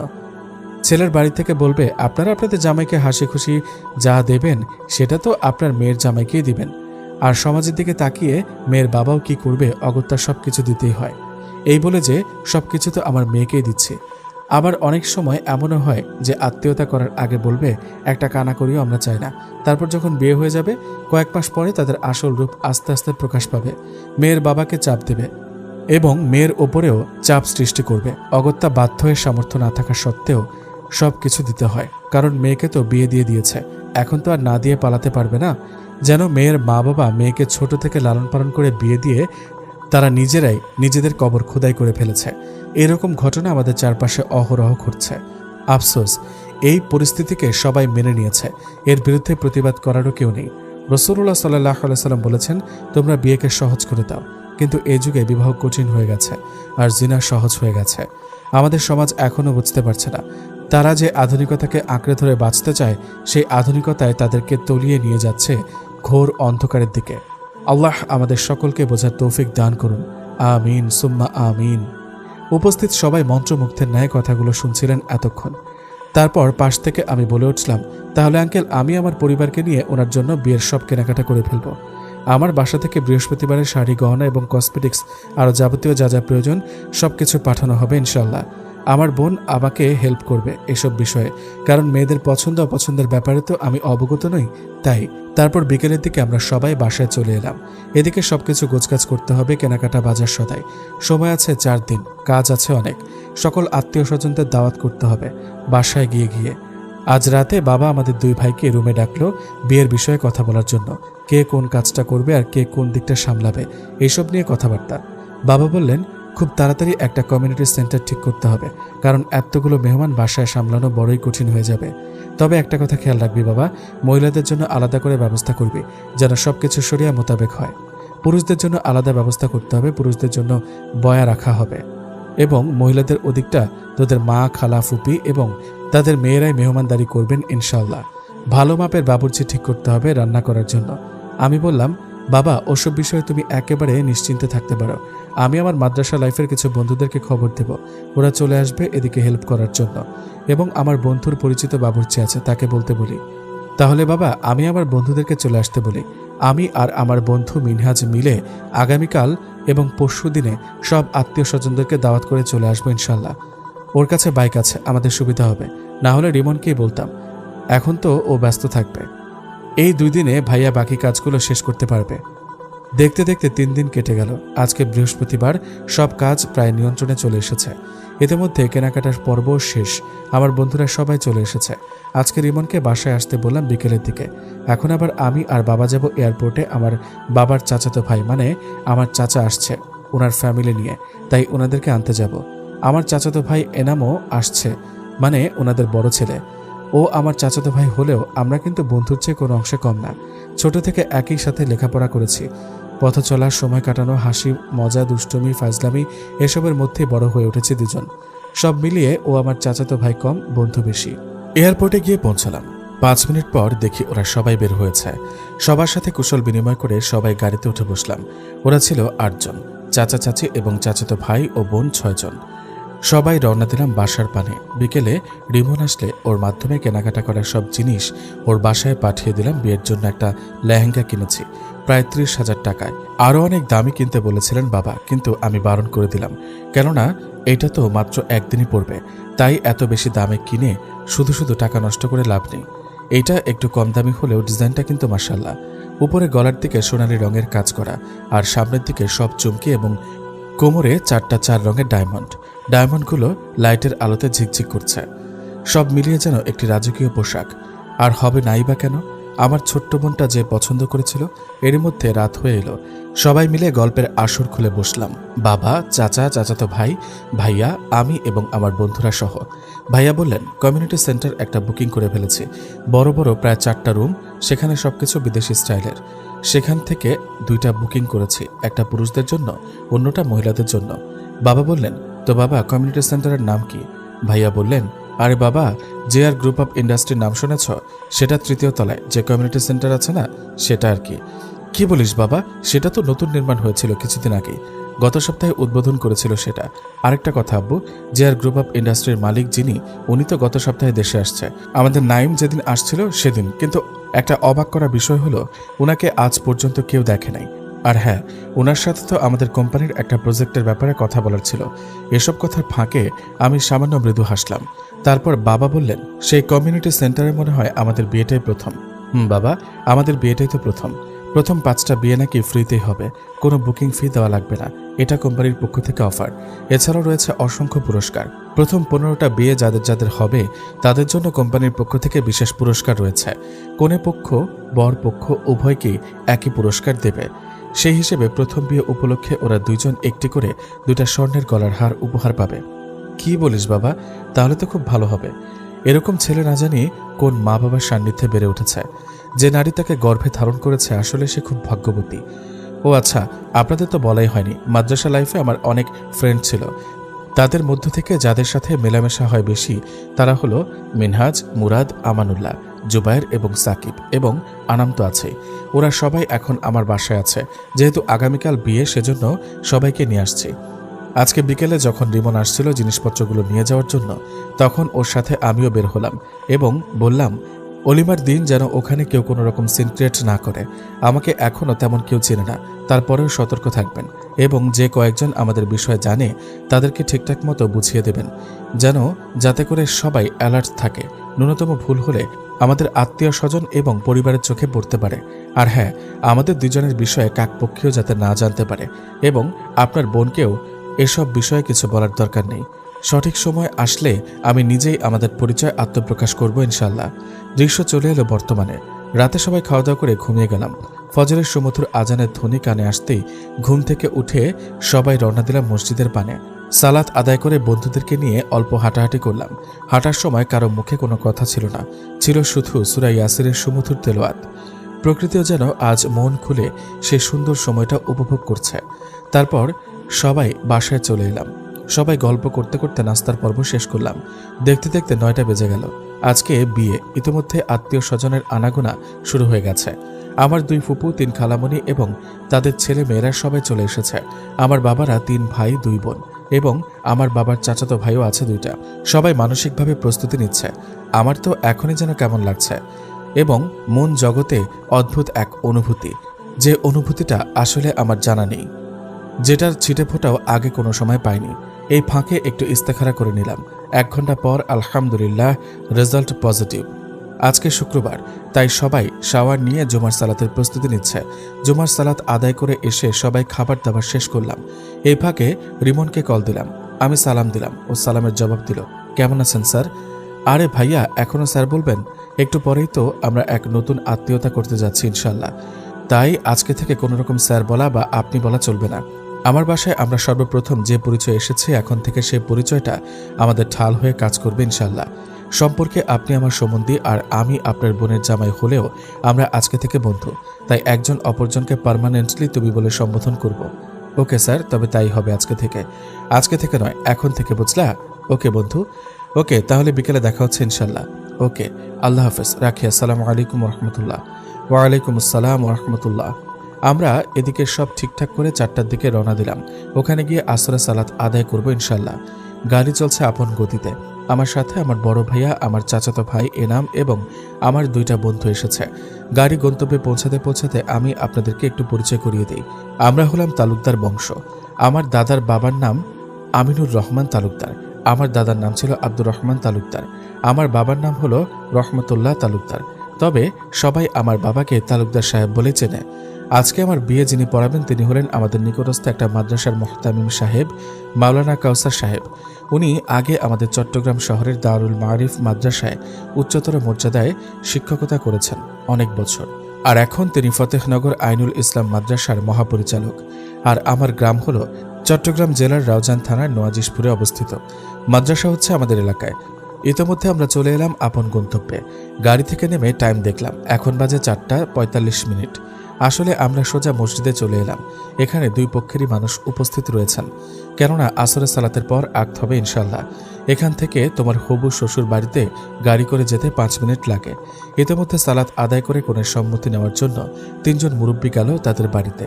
ওনারা সম্মতি নিয়ে এলে এদিকে আক্ত শুরু হয়। হুজুর বললেন, ফটিকছড়ি থানার দিন মোহাম্মদ শিকদার বাড়ির নিবাসী জনাব লোকমান সাহেবের মেয়ে জান্নাতুন নাইম সাফুরাকে 6 লক্ষ টাকা দেনমোহর ধার্য করিয়া তোমার বিবাহ বন্ধনে আবদ্ধ করিলাম। তুমি রাজি থাকলে বলো কবুল। আমি বললাম, জি আলহামদুলিল্লাহ, কবুল কবুল কবুল। সাথে সাথে গোটা মসজিদে আলহামদুলিল্লাহ ধ্বনি উঠল। আমার বন্ধুরা খেজুর ছিটাতে লাগলো আর বলতে লাগলো, আহলান সাহলান, মারহাবা মারহাবা মারহাবা, শাদি মুবারক মারহাবা। উভয় পক্ষের লোকজন একে অপরের সাথে কুশলাদি বিনিময় করছে এবং বেয়াই মিলে মশকরা করছে। সব শেষে গাড়িতে উঠে বসলাম আমরা। আমি, ভাইয়া এবং এনাম গাড়ির ভেতর, আর আমার বাবা, চাচা, বাড়ির আশেপাশের কিছু মুরব্বী এবং আমরা বন্ধুরা সবাই মাইক্রো গাড়ির ভেতর। আমরা মোট 15 জন এসেছি। আমরা রওনা দিলাম রিমনদের বাড়ির উদ্দেশ্যে। ওদিকে সাফুরা বসে আছে, তার চতুর্পাশ ঘিরে বসে আছে তার আত্মীয় স্বজন এবং তার বান্ধবীরা। এক একজনে এক একটা বলে ওকে লজ্জায় ফেলে দিচ্ছে। আমরা পৌঁছাতেই সারা বাড়িতে বর এসেছে বলে ধ্বনি উঠল। ওদিকে সবাই সাফুরাকে একা রেখে চলে গেল বর দেখতে। সবাই গাড়ি থেকে নেমেছে, কিন্তু আমি গাড়িতেই বসেছিলাম। তারপর ভেতর থেকে রিমন এবং ওর বন্ধুরা এসে আমাকে গাড়ি থেকে নামালো। গাড়ি থেকে বের হয়ে সবার সাথে কুশলাদি বিনিময় করলাম। তারপর আমাদের সবাইকে গেটের ভেতরে নিয়ে গেল। ভেতরে যেতে দেখতে পেলাম উঠোনে সুন্দর করে প্যান্ডেল করেছে এবং তরতাজা ফুল দিয়ে একটা স্টেজ তৈরি করেছেন। বাবা তারা নিচে বসলেন এবং আমার বন্ধুরা আমাকে নিয়ে স্টেজে উঠে বসলো এবং তারা এক একজনে এক একটা বিয়ের নাশিদ গাইতে শুরু করলো। এনাম গাইল, সুন্নত রসুল শাদি মোবারক হো, বরকতে ভরপুর সারাটি জীবন ভর, মন ধুলে ধুলে এমন ধুলে ধুলে ছড়িয়েছে আতর, ভিন্ন দুটি প্রাণ মিলনের আজ পবিত্র আসর, নাইম বন্ধুর বিবাহ দোয়া মোবারক মারহাবা, সাফুরা আপুর বিবাহ দোয়া মোবারক মারহাবা। আরও অনেকে অনেক রকম নাশিদ গাইল। তারপর কিছু মিষ্টি এনে আমাকে মিষ্টিমুখ করালো এবং রিমনের বন্ধুরাও আমার বন্ধুদেরকে মিষ্টিমুখ করালো। তারপর সবাইকে নাস্তা করার জন্য নিয়ে গেল ঘরের বারান্দায়। মাশাআল্লাহ, খুব সুন্দর এবং সুশৃঙ্খলভাবে নাস্তার আয়োজন করেছেন। রিমনের বন্ধুরাও আমাকে ভাইয়া ভাইয়া বলে অনেক আপ্যায়ন করল। আমার বন্ধুরা এবং রিমনের বন্ধুরা পরিচিত হয়ে গেছে, একে অপরের সাথে কি দুষ্টুমি না করল। আলহামদুলিল্লাহ, বর পক্ষকে যথাযথ সম্মান করলেন ওনারা। নাস্তার আইটেম ছিল অনেক, যার মেনু বলতে গেলে সময় লাগবে অনেক বেশি। সবই তো ঘরোয়া নাস্তা। মাশাআল্লাহ, বলতে গেলে সবই আমার পছন্দের খাবার, কিন্তু আফসোস বেশি খেতে পারলাম না, একটু একটু টেস্ট করলাম। বিয়ে করতে গিয়েছি, নতুন জামাইয়ের একটা আত্মসম্মান আছে না, চাইলেও কি খাওয়া যায়। নাস্তা সেরে ভাইয়া এবং আমাকে ভেতরে রুমে নিয়ে গেলেন। নাস্তার পর থেকেই দেখছি রিমনের মুখটা কেমন যেন শুকনো শুকনো লাগছে, মনমরা মনমরা হয়ে আছে। হবে নাই বা কেন, আজকে যে ওর প্রিয় অতি আদরের ছোট্ট বোনটি অন্য বাড়িতে চলে যাবে সারা জীবনের জন্য। প্রায় 16 থেকে 17 বছর একসাথে ছিল, হঠাৎ আজকে থেকে আলাদা হয়ে যাবে ভাই বোন। ছোট বোনটা দূরে চলে যাবে তাদের কাছ থেকে। ভেতরে ঢুকে দেখি রুম ভর্তি মেহমান, মনে হয় রিমনের চাচি, খালা, ফুপু, মামি এরাই হবে আর কি। আমাকে নিয়ে গিয়ে বোরকা পরিহিত একটি মেয়ের পাশে বসিয়ে দিল। বুঝলাম এটা আর কেউ নয়, এ তো সে যাকে আমি একটু আগেই কালেমা পাঠ করে 3 কবুলের মাধ্যমে সারা জীবনের জন্য আমার আপন করে নিয়েছি। বাবা এবং ভাইয়াকে পাশের সোফায় বসিয়ে দিল। এখানে ওর বাবা, চাচা এবং মামারাও আছেন। ওর চাচা আমার বাবাকে বললেন, ভাই সাহেব, আপনারা তো জানেনই আমাদের মেয়ে এখনও লেখাপড়া করছে, ওর বয়স তেমন হয়নি, হঠাৎ করে যে বিয়ে দিয়ে দিতে হবে সেটাও ভাবিনি।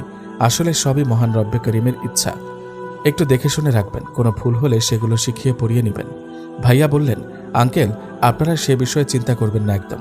ওর চাচা, মামা এবং আমার ভাইয়া কথা বলতে বলতে বাইরে চলে গেলেন। তারপর আমার শ্বশুর শাশুড়ি আমার হাতে সাফুরাকে তুলে দিলেন এবং কান্না জড়িত কণ্ঠে বললেন, দেখো মা, এই সময়টা প্রত্যেকটি মেয়ের জীবনে আসে।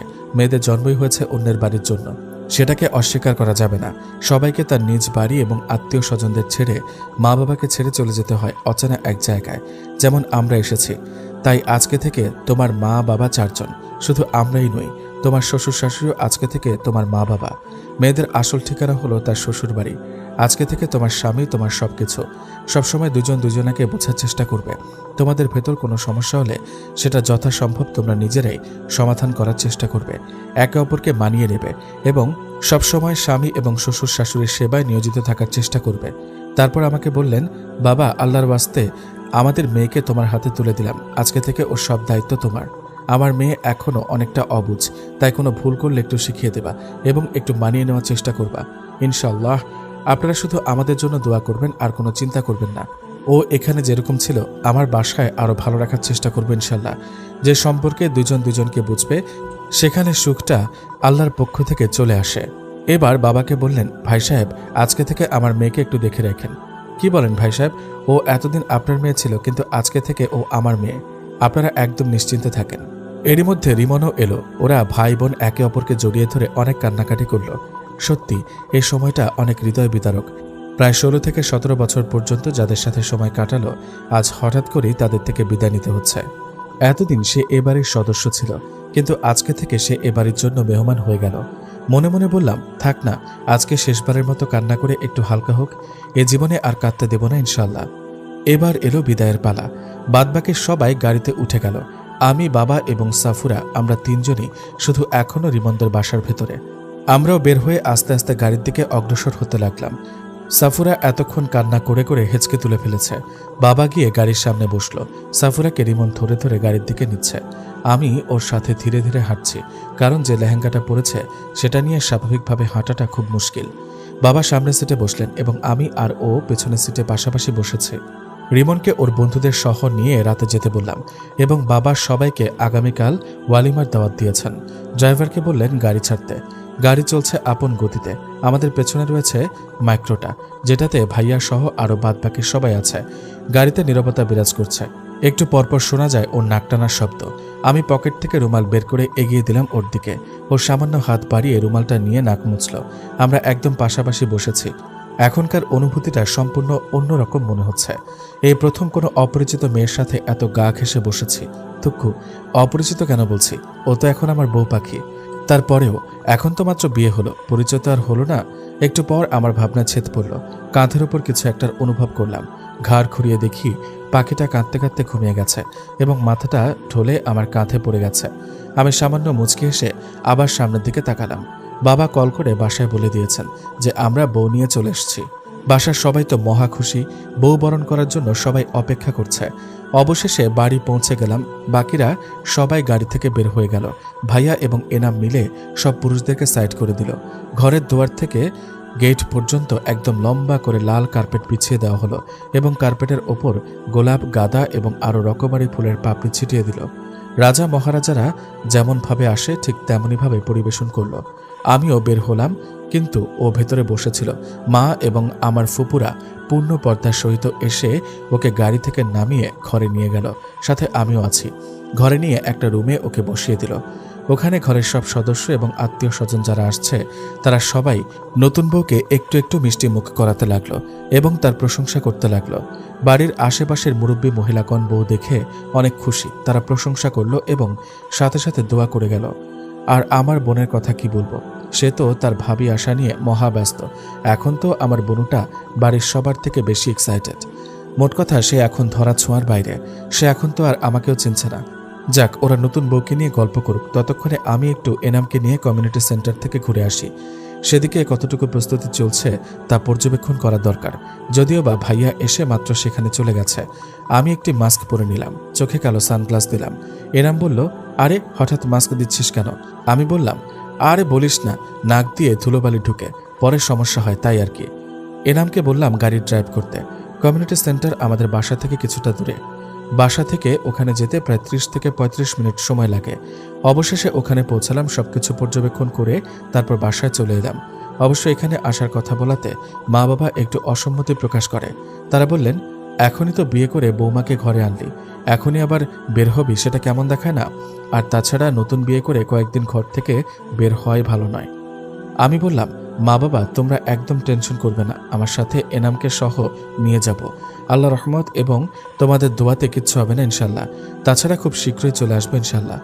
ওকে বাবা, তাহলে দোয়া পড়ে বের হোস। ফিয়ামানিল্লাহ। আচ্ছা মা, আসি তাহলে। আসসালামু আলাইকুম রহমতুল্লাহ। মা বাবা সালামের জবাব দিলেন।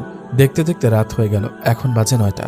সাফুরা একা বসে আছে খাটের মাঝখানে গুটিসুটি মেরে এবং ভাবছে আজকে সে একটা নতুন বাসায় আসছে। আজকে থেকে শুরু তার জীবনের আরও একটি নতুন অধ্যায়। কালেমা পড়ে 3 কবুলের মাধ্যমে আজকে যার হাত ধরে এ বাড়িতে আসা, জানে না সেই মানুষটি কেমন দেখতে। এখনও তার সম্পর্কে অবগত নয়। হঠাৎ করে ওর মনে পড়ল মানুষটাকে সেই কখন তাকে এ বাড়িতে এনেছে, তখন থেকে এখন অবধি একবারের জন্য হলেও সামনে আসেনি। মনটা কেমন জানি ব্যাকুল হয়ে আছে সে আকাঙ্ক্ষিত মানুষটাকে এক পলক দেখার জন্য। হঠাৎ সাফুরার ভাবনায় ছেদ পড়ল কারো দরজা খোলার শব্দে। ও এক পলক দেখল সে মানুষটি অন্য কেউ নয়, সেটা হয়তো তার আকাঙ্ক্ষিত মানুষ নাইম। নাইম দরজা খুলে সালাম দিয়ে ভেতরে যাওয়ার অনুমতি নিল। ও সালামের জবাব দিয়ে বলল, জি আসুন। নাইম ভেতরে যেতে কিছুক্ষণের জন্য থমকে গেল এবং রুমটা চারদিকে কিছুক্ষণ পর্যবেক্ষণ করল। অনেক সুন্দর করে সাজানো হয়েছে রুমটা, মাশাআল্লাহ। লাল গোলাপের পাপড়ি, রজনীগন্ধা, গাঁদা ফুল এবং বেলি ফুল দিয়ে সাজানো হয়েছে এবং খাটের মাঝখান বরাবর গোলাপের পাপড়ি দিয়ে লিখেছে N+S। এগুলো দেখে ভাবলাম এসব কে করলো এবং কখন করলো। পরক্ষণে মনে হলো এগুলো তো ভাবি আমার বনু এবং আমার কাজিনরা মিলে করেছে হয়তোবা। যাকে ওসব ভেবে আমার কাজ নেই, পরিশেষে ভালোটা তো আমারই হলো, কি বলেন আপনারা? নাইম ভেতরে ঢুকে দরজাটা লাগাতেই সাফুরের বুকের ভেতর ধূপ করে উঠল আর ভেতরে বয়ে যাচ্ছে তুমুল ঝড়, যা কেবলমাত্র সাফুরাই বুঝতে পারছে। আজ এ প্রথম কোনো এক অচেনা মানুষের সাথে একই রুমে রাত কাটাতে যাচ্ছে সে। এই দিনটিকে ঘিরে তার কত শত জল্পনা কল্পনা। এই দিনটা তাদের জীবনের একটি সুন্দর মুহূর্তের সাক্ষী হয়ে থাকবে। কম বেশি সবারই বাসর রাত নিয়ে কিছু না কিছু সুন্দর স্বপ্ন থাকে। সাফুরা আর নাইমের ক্ষেত্রেও তার ব্যতিক্রম নয়।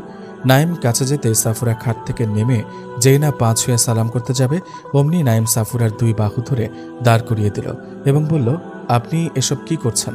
আপনার স্থান আমার পায়ে নয়, আপনার স্থান হচ্ছে আমার বুকে। এই বলে সাফুরাকে খাটের ওপর বসিয়ে দিল। এখনো তো আমার স্বপ্নের রানীর মুখখানা দেখা হয়নি, যদি অনুমতি পেতাম তাহলে চাঁদ মুখখানা দেখতাম। এই বলে মুচকি হাসল নাইম। এদিকে সাফুরা মনে মনে ভাবছে, ইস কি এক আজব মানুষ উনি। আসার পর থেকে তো একের পর এক লজ্জা দিয়ে যাচ্ছেন। ওনার কি মনে হচ্ছে না যে আমি বারবার লজ্জায় পড়ছি? কি প্রিয় সুহাসিনী, আমাকে নিয়ে ভাবছেন মনে হয়। সাফুরা হালকা হকচকিয়ে উঠল। এ কি, মানুষটা এত তাড়াতাড়ি আমার মনের কথা কেমনে পড়তে পারল? এইটা মনে মনে বলল সাফুরা। নাইম বলল, আসলে আমি মানুষটা এরকম, যাকে একবার আপন করে নিই তাকে অল্প সময় খুব ঘনিষ্ঠ করে নিই। এখনও কিন্তু অনুমতি পাইনি। সাফুরা আমতা আমতা করে বলল, জি অনুমতি দিলাম। এবার নাইম আস্তে করে সাফুরার ঘোমটাটা সরিয়ে নিল। মুখ থেকে বেরিয়ে এলো, মাশাআল্লাহ, আমার বউ তো পুরাই অনন্যা। আলহামদুলিল্লাহ, সুবহানাল্লাহ, আল্লাহর কাছে লক্ষ কোটি শুকরিয়া জানাই যে উনি আমাকে একটা পরীর চেয়েও সুন্দরী বউ দান করেছেন। সাফুরা হালকা লাজুক হেসে মাথা নিচু করে বলল, আপনি যদি আমায় তুমি করে বলতেন তাহলে আমি অনেকটা খুশি হতাম।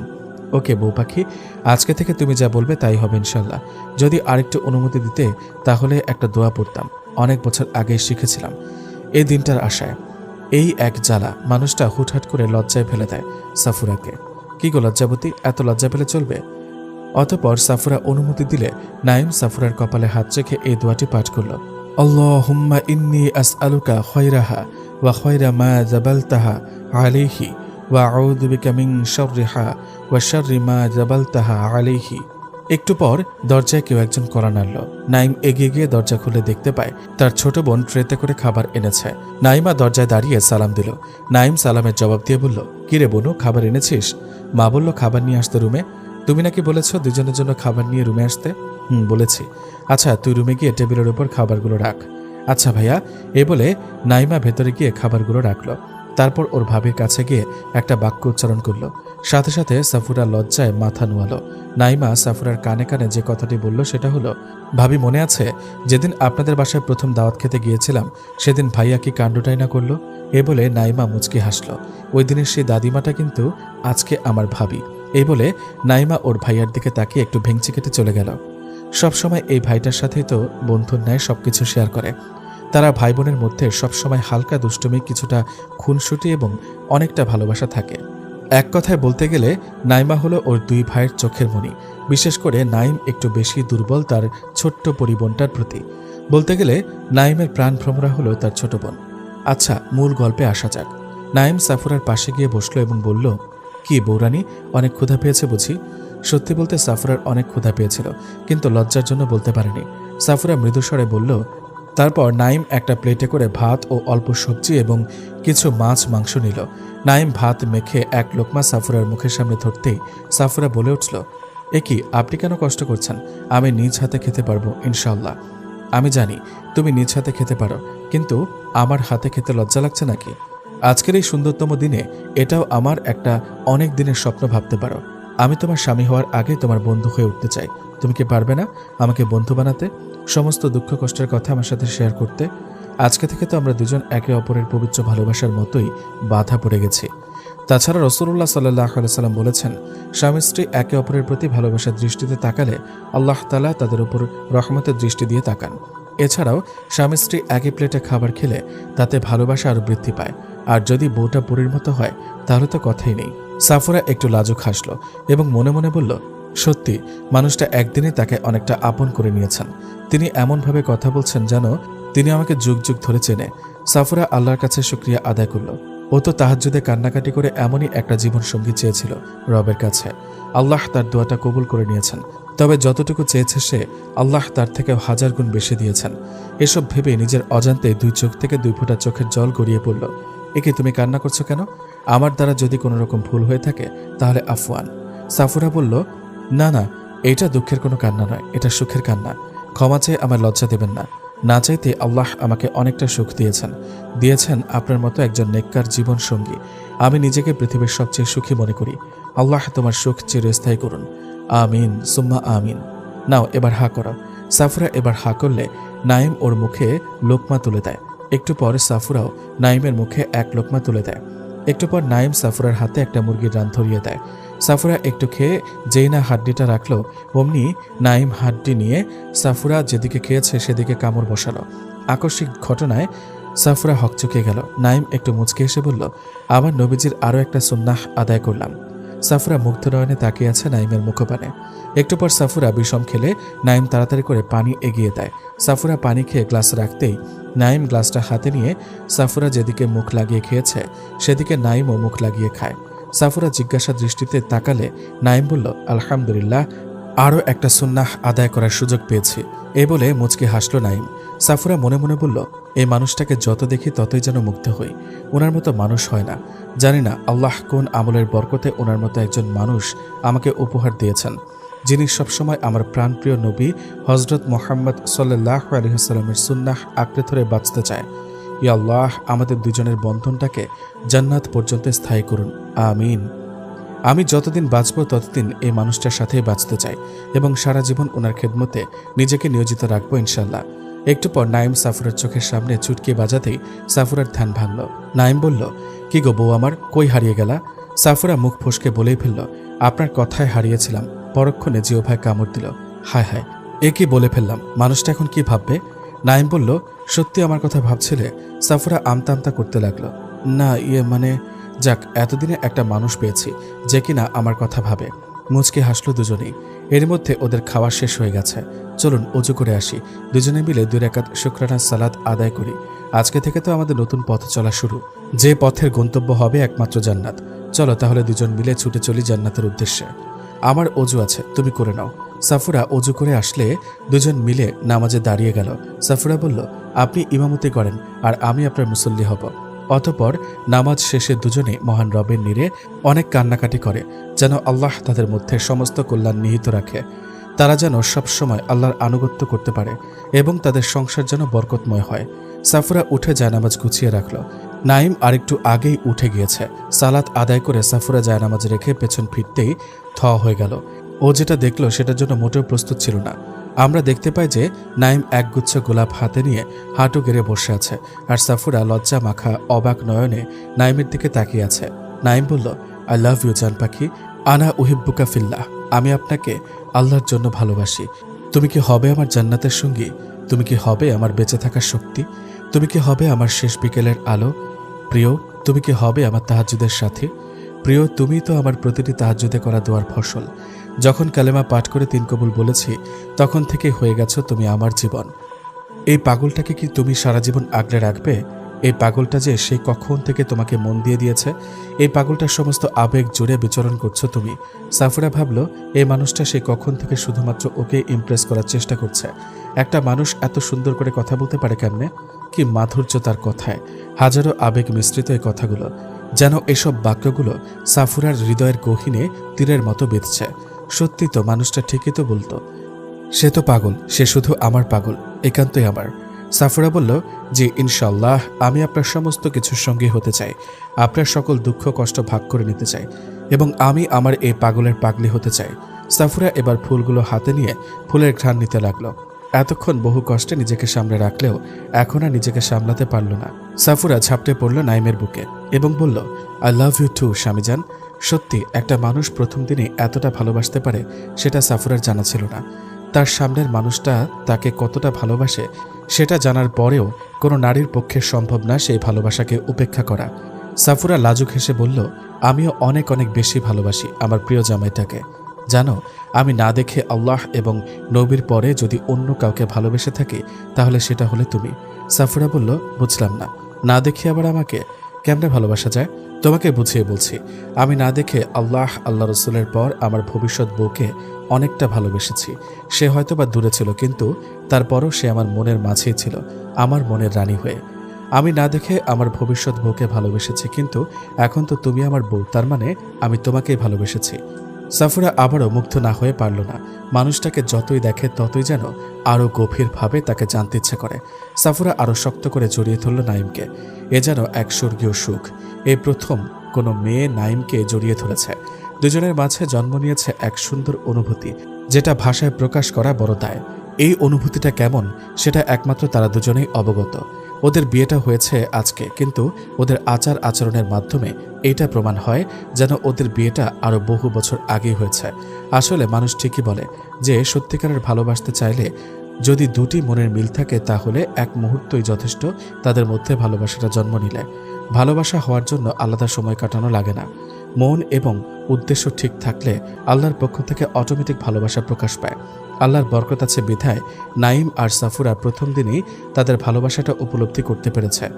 পাবে নাই বা কেন? তারা তো তাদের নিজের ভাগ্য আল্লাহর উপর ছেড়ে দিয়েছিল। নাইম আলতো করে সাফুরার কপালে তার ভালোবাসার প্রথম পরশ এঁকে দিল। জান পাখি, চলো ছাদে যাই। এত রাতে? আরে কিচ্ছু হবে না, চলো না যাই। ওকে তাহলে চলেন। আচ্ছা পাখি, তুমি আগে চেঞ্জ করে নাও, এত ভারী লেহেঙ্গাটা নিয়ে ছাদে ওঠা মুশকিল। এই যা, দেখো তো কাণ্ড, আমার এতক্ষণে মনে পড়লো চেঞ্জ করার কথা। আমার বউটা এতক্ষণ যাবৎ কষ্ট করছিল। এই আলমারিতে কাপড় রাখা আছে, সেখান থেকে যেটা পছন্দ হয় পরে নাও। তারপর সাফুরা আলমারির সামনে গিয়ে অবাক হয়ে গেল। এ কি, এত কাপড় কার এখানে? নাইম মুচকে এসে বলল, সবই আমার পাখিটার জন্য নিয়েছি। সাফুরা হালকা লাজুক হাসলো। সেখান থেকে একটা পছন্দ করো। তারপর সাফুরা একটা নীল রঙের শাড়ি বের করলো। সাফুরা বলল, আপনি একটু বেলকনিতে যান, আমি চেঞ্জ করি। কেন গো সোনা পাখি, আমার সামনে চেঞ্জ করতে কি অসুবিধা হবে নাকি? লজ্জায় সাফুরার মুখখানা লাল টমেটোর মতো হয়ে গেছে। হয়েছে লজ্জাবতী বউ আমার, আর লজ্জা পেতে হবে না। এদিকে আসো, শাড়িটা সুন্দর করে কুচি করে আমি পরিয়ে দিই। আপনি আবার শাড়িও পরাতে পারেন? ওমা, পারবো না কেন? ছোটবেলায় তো আম্মু শাড়ি পরতো আর আমি কুচি ধরতাম। আম্মুর কাছ থেকে শিখেছি এসব টুকটাক কাজ। তাছাড়া এটাতে সওয়াবও আছে। তাহলে আমি পাগল নাকি যে এত বড় সুযোগটা মিস করব? তারপর নাইম সাফুরার হাত থেকে শাড়িটি নিয়ে নিল। ওকে বলেছে ওয়াশরুম থেকে পেটিকোট এবং ব্লাউজ পরে আসতে। সাফুরা পেটিকোট ব্লাউজ পরে আসলে নাইম বলল চোখ বন্ধ করতে, যতক্ষণ না আমি বলবো চোখ খুলবে না। এই বলে নাইম শাড়ি পরাতে লাগলো। একটু পরপর নাইমের ছোঁয়ায় সাফুরা শিউরে উঠছে। ওর হৃৎপিণ্ড দ্রুত বেগে বেড়ে চলেছে। এই প্রথম কোনো পুরুষ মানুষের ছোঁয়া পেয়েছে সে। অবশেষে শাড়ি পরানো প্রায় শেষের দিকে। এখন কুচিটা সুন্দর করে গুজে দিলেই শাড়ি পরা হয়ে যাবে। নাইম যেই না কুচিটা পেটে গুজে দিল, অমনি সাফুরা পেটে নাইমের হাতের ছোঁয়া অনুভব করে সাথে সাথে ওর পুরো শরীরে শিহরণ খেলে যায়। তাল সামলাতে না পেরে নাইমকে শক্ত করে জড়িয়ে ধরে। 2 মিনিট পর, হয়েছে তো বউ আমার, আর কত আদর করবা? সময় তো অনেক আছে, এবার ছাড়ো। সাফুরা তাড়াতাড়ি নাইমকে ছেড়ে দিল। তারপর অন্যদিকে ঘুরে গেল। হাজার হোক, সেও তো একটা মেয়ে। বাকি মেয়েদেরও যেমন লজ্জা পায়, সাফুরারও তার ব্যতিক্রম নয়। হয়েছে, আর লজ্জা পেতে হবে না, এবার ছাদে যাওয়া যাক।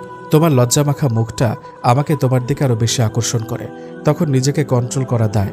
ওগো আমার লজ্জাবতী, তুমি যতবার লজ্জা পাও ততবারই আমি নতুন করে তোমার প্রেমে পড়ি। ওগো প্রিয়তমা, তুমি কি জানো যে তোমার লজ্জায় তোমার সৌন্দর্যকে আরো বেশি বৃদ্ধি করে? তুমি তো আমার চোখে দেখা সবচেয়ে সুন্দর নারী। হরিণের মতো টানা টানা আঁখি জোড়া, ঘন কালো রেশমি চুল, গোলাপের পাপড়ির ন্যায় ঠোঁট জোড়া। আর এসব কিছুর মাঝে যদি লজ্জা পাও তাহলে তো কথাই নেই। সব মিলিয়ে যেন একটি পরী আমার সামনে দাঁড়িয়ে আছে। আপনারা তো ভারী উৎফুল্ল হয়ে নাইমের কথাগুলো শুনছেন। ওদিকে বেচারা সাফুরার নাজেহাল অবস্থা। সে তো লজ্জায় না পারছে সামনে থাকতে, না পারছে মাটির নিচে লুকিয়ে যেতে। সাফুরা মনে মনে বলল, ইস, মানুষটার মুখে কোনো কথা আটকায় না। এভাবে কেউ কাউকে বলে নাকি? কি লজ্জা, কি লজ্জা! আমি তো ইচ্ছে করে তোমাকে বারবার লজ্জায় ফেলি, কারণ তোমার লজ্জা মাখা মুখটা দেখতে আমার ভীষণ ভালো লাগে। চলো এবার ছাদে যাওয়া যাক, অনেকক্ষণ তো লজ্জা পেলে। চলেন তাহলে। চলো, তবে সাবধানে যাবা, যেন ভুলক্রমে কেউ টের না পায় যে আমরা ছাদে যাচ্ছি। দুজন চুপি চুপি উঠে গেলাম ছাদে। ছাদে উঠে সাফুরা হতবাক হয়ে গেল। এত সুন্দর ছাদ আগে কখনোই দেখেনি সে। চারদিকে ফুলের সমাহার, এক পাশে ফুল গাছ তো অন্য পাশে ফল গাছ, বিভিন্ন রকমের গাছ যা সে আগে কখনো দেখেনি বললেই চলে। এসব কিছুর মাঝে রয়েছে একটি দোলনা, একদম সাফুরার মনের মতোই সবকিছু। মাশাআল্লাহ, এত সুন্দর করে কে সাজিয়েছে! এগুলো তো ভাবি এবং তোমার ননদরাই করে। তারপরেও একজন মানুষের শূন্যতা অনুভব করেছিল এই গাছগুলো, কিন্তু আজ থেকে সেই শূন্যতাটা পূর্ণতা পেল। দেখো ফুলগুলো কেমন ঝলকাচ্ছে, যেন তারা নতুন কিছু পাওয়ার আনন্দটা উদযাপন করছে। সাফুরার বুঝতে বাকি রইল না যে এই মানুষটা এতক্ষণ তার কথাই বলছে। এই মানুষটাকে প্রথম দিনেই এতটা ভালো লেগে গেল কেন? সত্যি, এই মানুষটার কথা যেমন আছে ভালোবাসা, তেমনি মাধুর্য। প্রতিটি বাক্য যেন ভালোবাসা নতুন করে প্রকাশ পায়। এই প্রথম দিনেই যে মানুষটির সাথে এতটা স্বাভাবিক হয়ে উঠবে সেটা সাফুরার জানা ছিল না। অবশ্য সেটা একমাত্র নাইমের জন্যই সম্ভব হয়েছে। ইয়া আল্লাহ, আমি জানি এবং মানি যে আমার বিয়েটা আপনি দিয়েছেন, সবকিছু তো আপনি ঠিক করেছেন। আমি এও জানি যে আপনি এই পর্যন্ত আমাদের দুজনের মধ্যে অনেক বারাকাহ দিয়েছেন, এবং আরও দোয়া করি যেন আমাদের দুজনের সম্পর্কের মধ্যে আপনি আরও বরকত এবং রহমত বর্ষিত করুন। আমিন সুম্মা আমিন। সাফুরা এতক্ষণ নাইমের দিকে একধানে তাকিয়েছিল এবং মনে মনে আল্লাহর কাছে দোয়া করতে লাগলো, এই জান পাখি, আপনাকে অনেক অনেক জাযাকিল্লাহ খয়রান ওয়াইয়াক্কা। কিন্তু কেন? এই যে এতক্ষণ যাবৎ আমরা দুজনের জন্য দোয়া করেছেন। সাফুরা হকচকে গেল, এ কি, আপনি কেমন করে আমার মনের কথা জেনে গেলেন? তুমি জানো না প্রিয়, তোমার মধ্যে আমি নিজেকে দেখতে পাই। তোমার চোখ দেখলে আমি বলে দিতে পারি যে তোমার মনে আমার জন্য কি চলছে। মাশাআল্লাহ, আলহামদুলিল্লাহ, কেউ এই প্রথম আমাকে এতটা ভালোবেসেছে। সত্যি আমি আপনার জীবন সঙ্গিনী হতে পেরে নিজেকে অতি মূল্যবান এবং খুব ভাগ্যবতী মনে করি। চলুন দোলনায় গিয়ে বসি। ওকে চলো জান পাখি। জানেন, আমার না ছোট থেকে অনেক ইচ্ছা ছিল, তার মধ্যে এটাও একটা। সেটা কি বলবো? বলো জান পাখি। তোমার একটা কেন, হাজারটা ইচ্ছের কথা আমি শুনবো এবং সাধ্যের ভেতরে হলে পূরণ করবো ইনশাল্লাহ। না থাক, বলবো না, আমার লজ্জা করে। লজ্জাবতীর লজ্জা লাগবে না, সেটা কি হয়? কিন্তু তাই বলে আমার বইয়ের ইচ্ছে অপূর্ণ থেকে যাবে, সেটা তো কোনো রকমে মানার বিষয় নয়। আমি না মাদ্রাসায় পড়ে যখন হালাল হারামের পার্থক্যটা বুঝেছি, সেদিন থেকে আল্লাহর দান করা না দেখা মানুষটাকেই আমি মনে প্রাণে ভালোবেসেছি। আর আমার ইচ্ছেটা ছিল এই রকম, আমি আর উনি বিয়ের প্রথম রাতেই ছাদে উঠে কোলাহল মুক্ত পরিবেশে দুজন একসাথে বসে জ্যোৎস্না বিলাস করব। তারপর আমি বসে থাকব এবং উনি আমার কোলে মাথা রেখে ওনার মনে জমিয়ে রাখা সকল ভালোবাসার কথা আমাকে শোনাবে, আর আমি সেগুলো শুনব এবং ওনার প্রেমে পড়ব। অনেক অনেক বেশি ভালোবাসবো ওনাকে, আমার সবটা দিয়ে সবসময় আগলে রাখব। আর যে পুরুষটিকে ভালোবেসে আমি নিজেকে ভাগ্যবতী মনে করি এবং যাকে নিয়ে হাজারো স্বপ্ন বুনেছি হৃদয়ের গহীনে, সেটা আর অন্য কেউ নয়, সেটা হলো আমার প্রিয় স্বামীজান, আমার একমাত্র বর এবং আমার এক টুকরো জান্নাত আপনি। নাইম বলল, আমি তো এজন্যই পরীটাকে এত ভালোবাসি, তবে তোমার সাথে আমার অনেকটাই মিল আছে। কেমনে? তাহলে শোনো, আমি দিনে ফেরার পর থেকে ঠিক এইরকম অনেক স্বপ্ন বুনেছি আমার সেই না দেখা প্রিয়তমাকে নিয়ে। আমি সেম তোমার মতোই ভেবে রেখেছিলাম যে বিয়ের প্রথম দিনেই এরকম আমি বসে থাকব আর আমার প্রিয়তমা আমার কোলে মাথা রেখে তার মনে আমার জন্য জমিয়ে রাখা সেই অনুভূতির কথা বলবে, আর আমি তার দিকে অপলক তাকিয়ে থাকব। আচ্ছা, তাহলে দুজনে সেই অব্যক্ত স্বপ্নগুলো আজকে পূরণ করব ইনশাল্লাহ। এই বলে নাইম সাফুরার কোলে শুয়ে গেল। এতে সাফুরা হালকা লজ্জা পেল। তারপর সাফুরা নাইমের মাথায় হাত বুলাতে লাগলো। একটু পর সাফুরা খেয়াল করলো যে নাইম নিজের পকেট থেকে কাগজ দিয়ে সুন্দর করে প্যাকেট করা কিছু একটা বের করছে। নাইম সেই প্যাকেটটা বের করে সাফুরার হাতে দিয়ে বলল, এই নাও, এটা তোমার। সাফুরা বলল, এটা কি এবং এতে কি আছে? নাইম বলল, দেখি, তুমি খুলে দেখো তো এটার ভেতরে কি আছে। সাফুরা প্যাকেটটা খুলল। এ কি, এত টাকা? এগুলো কিসের টাকা? এখানে মোট 7 লক্ষ টাকা আছে। 6 লক্ষ টাকা তোমার দেনমোহর এবং 1 লক্ষ টাকা আমার পক্ষ থেকে তোমার পুরস্কার। এত টাকা দিয়ে আমি কি করব? এখন এগুলো আপনি রেখে দিন। না, তা কি করে হয়? এগুলো সব তোমার হক, তোমারই প্রাপ্য। এগুলো তোমার কাজে খরচ করতে পারবে।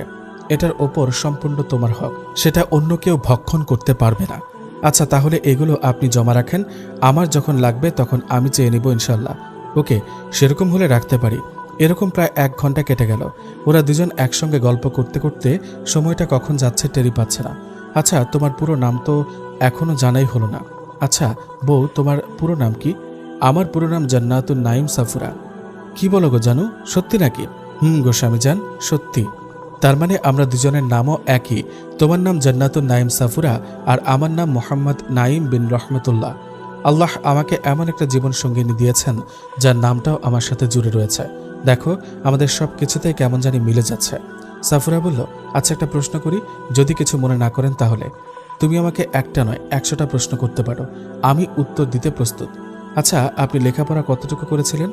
আমি মাদ্রাসা লাইনে দাওরায়ে হাদিস মাস্টার্স এবং জেনারেল লাইনে ইন্টার সেকেন্ড ইয়ারে আছি বর্তমানে। ইনশাআল্লাহ আমি আপনাকে হাফেজা বানাবো। কি বলো বউ, সত্যি? সত্যি। এটাও আমার একটা ইচ্ছা বলতে পারেন। এত সুন্দর একটা পরী যদি আমাকে পড়াতে চায় তাহলে সেটা তো আমারই লাভ। আর তুমি তো হাফেজা এবং আগামী বছর তো দাওরায়ে হাদিস পড়বা, তাই না? জি আলহামদুলিল্লাহ, যদি আল্লাহ কবুল করেন। তুমি চিন্তা করিও না জান পাখি, তোমার লেখাপড়া চালিয়ে যাওয়ার ব্যাপারে আমি বাসায় কথা বলবো ইনশাল্লাহ। এখন তার বলা যাবে না, সপ্তাহ 10 দিন যাক, তারপর বলা যাবে। আমরা তো দিব্যি গল্প করছি, কিন্তু আগামীকাল যে প্রায় 5000 মানুষের খানার আয়োজন করা হয়েছে আমাদের বিয়ের অলিমা উপলক্ষে, সেজন্য বাবা, বড় ভাইয়া এবং আমার বন্ধুরা সবাই কমিউনিটি সেন্টারে রয়েছে। কেননা এত মানুষের খাবার, সেগুলো তো ভালো করে পর্যবেক্ষণ করা লাগবে। তারা সেখানে তদারকি করছেন। ইনশাআল্লাহ আগামীকাল আমাদের পার্শ্ববর্তী মাদ্রাসা 5টা থেকে হুজুর এবং ছাত্ররা সকাল 10টার দিকে এসে খেয়ে যাবেন। আর কালকে তো তোমার বাড়ি থেকেও মেহমানরা সবাই আসবেন। আব্বুকে বলে দিয়েছি যে আগামীকাল যেন তোমাদের আত্মীয় স্বজনরা সবাই এখানে আসে। খাস করে কিছু মেহমানদের আমি নিজেই বলেছি ফোন করে, এবং কিছু বাবাও বলেছেন, এবং আমাদের অফিসের সকল স্টাফদের দাওয়াত করেছি, এবং প্রায় 500+ প্যাকেট করা হবে ইনশাল্লাহ রাস্তার অসহায় মানুষদের দেওয়ার জন্য। সাফুরা অনেক খুশি হলো নাইমের কথাগুলো শুনে। সাফুরা বলল, আমি চেয়েছিলাম ঠিক এইরকম করে যেন আমাদের পথ চলাটা শুরু হয়, গরিব অসহায় মানুষদের দেওয়ার মাধ্যমে। আচ্ছা পাখি, আমাদের বিয়ে নিয়ে তোমার কিছু বলার আছে কি? আলহামদুলিল্লাহ, বিয়েটা আমার মনের মতোই হয়েছে। শুরু থেকে সবকিছু রাসূলুল্লাহ সাল্লাল্লাহু আলাইহি সাল্লামের সুন্নাহ মোতাবেক হয়েছে। আসলে বিয়ে হওয়া উচিত রাসূলুল্লাহ সাল্লাল্লাহু আলাইহি সাল্লামের সুন্নাহ অনুযায়ী, কিন্তু এখনকার বিয়েগুলো কি আদৌ সুন্নতি বিয়ে? সবাই নিজেদেরকে অনেক আল্লাহ ভীরু এবং নবী রাসূলগণের প্রেমিক দাবি করে, কিন্তু তার মধ্যে আল্লাহর প্রকৃত বান্দা বান্দিনী কয়জন আছেন? এবং তারা এমন কাজগুলো করে যেগুলো কোনো নবী রাসূলগণ বা আল্লাহ করতে বলেন নাই। এখনকার বিয়েতে নাকি গান বাজনা না বাজলে সেটা নাকি বিয়ের মতো লাগে না। মেহেদি অনুষ্ঠানের নামে যে ছেলেমেয়েরা নষ্টামিগুলো করে সেগুলো ইসলামে পুরো হারাম। রাসূলুল্লাহ সাল্লাল্লাহু আলাইহি সাল্লাম ইরশাদ করেন, যে বিয়েতে খরচ কম সে বিয়েতে বরকত বেশি। আমাদের সমাজে আরেকটা প্রথা চালু আছে, সেটা হলো বিয়ের পূর্বে পাত্রী দেখতে গিয়ে পছন্দ হলে এঙ্গেজমেন্ট করিয়ে রেখে দেয়, যেটাকে বাংলাতে বলা হয় আংটি বদল, এবং তারপরেই শুরু হয় জিনা করা। এ যেন তাদেরকে জিনা করার জন্য একটা সুযোগ করে দিয়েছেন। এটার কোনো মানে হয় না। ইসলাম ধর্মে এটার কোনো অস্তিত্বই নাই। সেগুলোর তুলনায় আমাদের বিয়েটা অনেক সুন্দর হয়েছে আলহামদুলিল্লাহ। আমি আল্লাহর কাছে সবসময় একজন দিনদার জীবন সঙ্গী চেয়েছিলাম। আলহামদুলিল্লাহ, আমি যতটুকু চেয়েছি আল্লাহ আমাকে তার থেকে অধিক পরিমাণ নিয়ামত দিয়েছেন। নাইমও আল্লাহর দরবারে শুকরিয়া আদায় করে বলল, আলহামদুলিল্লাহ, জান পাখি, তুমি অনুমতি দিলে আমি তোমাকে আরও কিছু বিষয়ে বলতাম, যেগুলো না বললেই নয়। বলেন, আমি শোনার জন্য প্রস্তুত। সাফুরা অধীর আগ্রহে নড়ে চড়ে বসল। নাইম এবার বলতে শুরু করল। দৃশ্য চলে গেল 16 বছর আগে। আমরা 3 ভাই বোন, তখন অনেক ছোট। আমার বয়স তখন 5 বছর, আমার ভাইয়ার বয়স 7 বছর, এবং আমার ছোট বোনের বয়স মাত্র 2 বছর। বাবা তখন প্রবাসে থাকেন। আলহামদুলিল্লাহ, আমাদের আর্থিক অবস্থা তখন সচ্ছল ছিল। আমাদের পরিবারে মোটামুটি আমার মা, বাবা, আমার ভাই বোন এবং দাদি সহ মিলিয়ে আমরা অনেক সুখে ছিলাম। কিন্তু কথায় আছে না, অতি সুখ কপালে সয় না। এই সুখের সংসারে কারো নজর লেগেছে। মা হঠাৎ অসুস্থ হয়ে পড়েন। বাবাও চলে আসেন প্রবাস থেকে, কারণ মায়ের অতি দ্রুত চিকিৎসা করাতে হবে।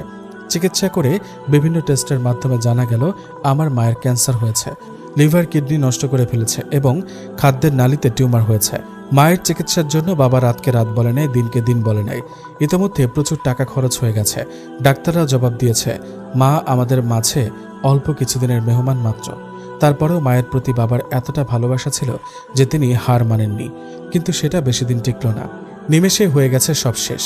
নেমে এলো ঘোর অন্ধকার। ছিটকে গেল আমাদের পরিবার। সবার মনে আজ বর্ষার কালো মেঘ এসে জড়ো হয়েছে। আমরা 3 ভাই বোন আজ একা হয়ে গেলাম। চলে গেল আমাদের মাথার উপর থেকে মা নামক সে ছায়াটা। হ্যাঁ, ঠিকই ভাবছেন, মা আমার আর নেই। পাড়ি জমালো না ফেরার দেশে। আসবে না সে কোনোদিন। ডাকতে পারবো না আর মা বলে। আর কোনোদিন মায়ের আঁচলে মুখ মুছব না। সে তো চলে গেল তার একমাত্র ছোট্ট পরীকে রেখে। আমরা 3 জনই তো অনেক ছোট। আমাদের কথা না হয় বাদই দিলাম, কিন্তু আমাদের সেই ছোট্ট পরীটা তো মা ডাকতে পারল না। সে তো মায়ের আদর পেল না। না পাবে মায়ের শাসন, সে তো এখনো অবুঝ। মা ডাকের যে অনুভূতি সেটা আর ও পাবে কই? মায়ের কোলে ঘুমানোর কি মজা সেটা তো পাবে না। মায়ের অন্তিম ক্রিয়া কাজ সম্পন্ন করে সবাই বাসায় আসলেন। ছোট্ট পরীটা এখন না হয় শান্ত আছে, কিন্তু যখন সে তার সে চিরচেনা কোলটা পাবে না, দেখবে না সে মুখখানা, তখন কি হবে? তারপর থেকে প্রায় 1 মাস আমার সে ছোট্ট পরীটা মানুষকে কাঁদিয়েছে। রাত বিরাতে মিষ্টির জন্য বায়না করত। মাঝরাতে হলেও তাকে মিষ্টি এনে দিতেই হতো। এই ঘটনার বর্ণনা দিতে দিতে নাইম কেঁদে দিল। সাফুরা নাইমকে বুকে টেনে নিল এবং মনে মনে বলল, সত্যি এই পরিবারের ওপর কম ঝড় যায়নি। ওনারা 3 ভাই বোনের ওপর দিয়ে যে ঝড় গিয়েছে তা অবর্ণনীয়। নাইমকে সান্ত্বনা দিতে লাগলো, দেখুন, আমরা দুনিয়াতে এসেছি অল্প কিছুদিনের জন্য, আবার চলে যাব। তেমনইভাবে সবাই চলে যাবে। দুনিয়া কারোর জন্য চিরস্থায়ী নয়। শুধু এতটুকুই তফাৎ যে কেউ হয়তো বা আগে যাবে আর কেউ বা পরে। পরিশেষে সবাইকে সেই রবের কাছে যেতে হবে। আর এখন ওসব ভেবে কান্না করে ফায়দা আছে? সত্যি বলতে সাফুরা নিজেও অনেক কষ্ট পেল, কিন্তু সেও যদি কাঁদে তাহলে নাইম আরও ভেঙে পড়বে। তাই সে বলল, এখন আমি তো আপনার কাছে আছি, সারা জীবন শুধু আপনাকেই ভালোবাসবো, আপনার সকল দুঃখ কষ্ট ভুলিয়ে দেব আমার ভালোবাসা দিয়ে ইনশাল্লাহ। আর তাছাড়া আল্লাহ যেটা করেন সেটা অবশ্যই তার বান্দা বান্দিনীর ভালোর জন্যই করেন। নাঈম এবার একটু শান্ত হলো। এই প্রথম কোনো মেয়ে তাকে এইভাবে বুকে টেনে নিয়েছে।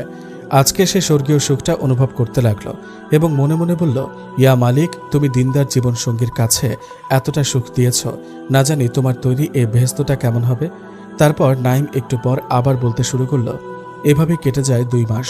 তারপর সবাই সিদ্ধান্ত করে আমাদের জন্য আরেকটা নতুন আম্মু আনবে।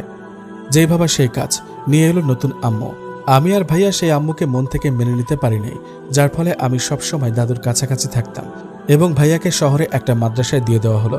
সেখানে হোস্টেলে থেকে লেখাপড়া করতো ভাইয়া। এর মাঝে বাবাও আবার প্রবাসে পাড়ি জমালেন এবং আমার ছোট বোন মায়ের সাথে থাকতে লাগলো। ও তো ছোট, তাই ও তেমন কিছু বুঝবে না, তাই সে মায়ের সঙ্গে থাকতো। এভাবে দিনকাল আবার আগের মতোই কাটতে লাগলো। সময় আগাচ্ছে তার আপন গতিতে। এভাবেই কেটে গেল 4টি বছর।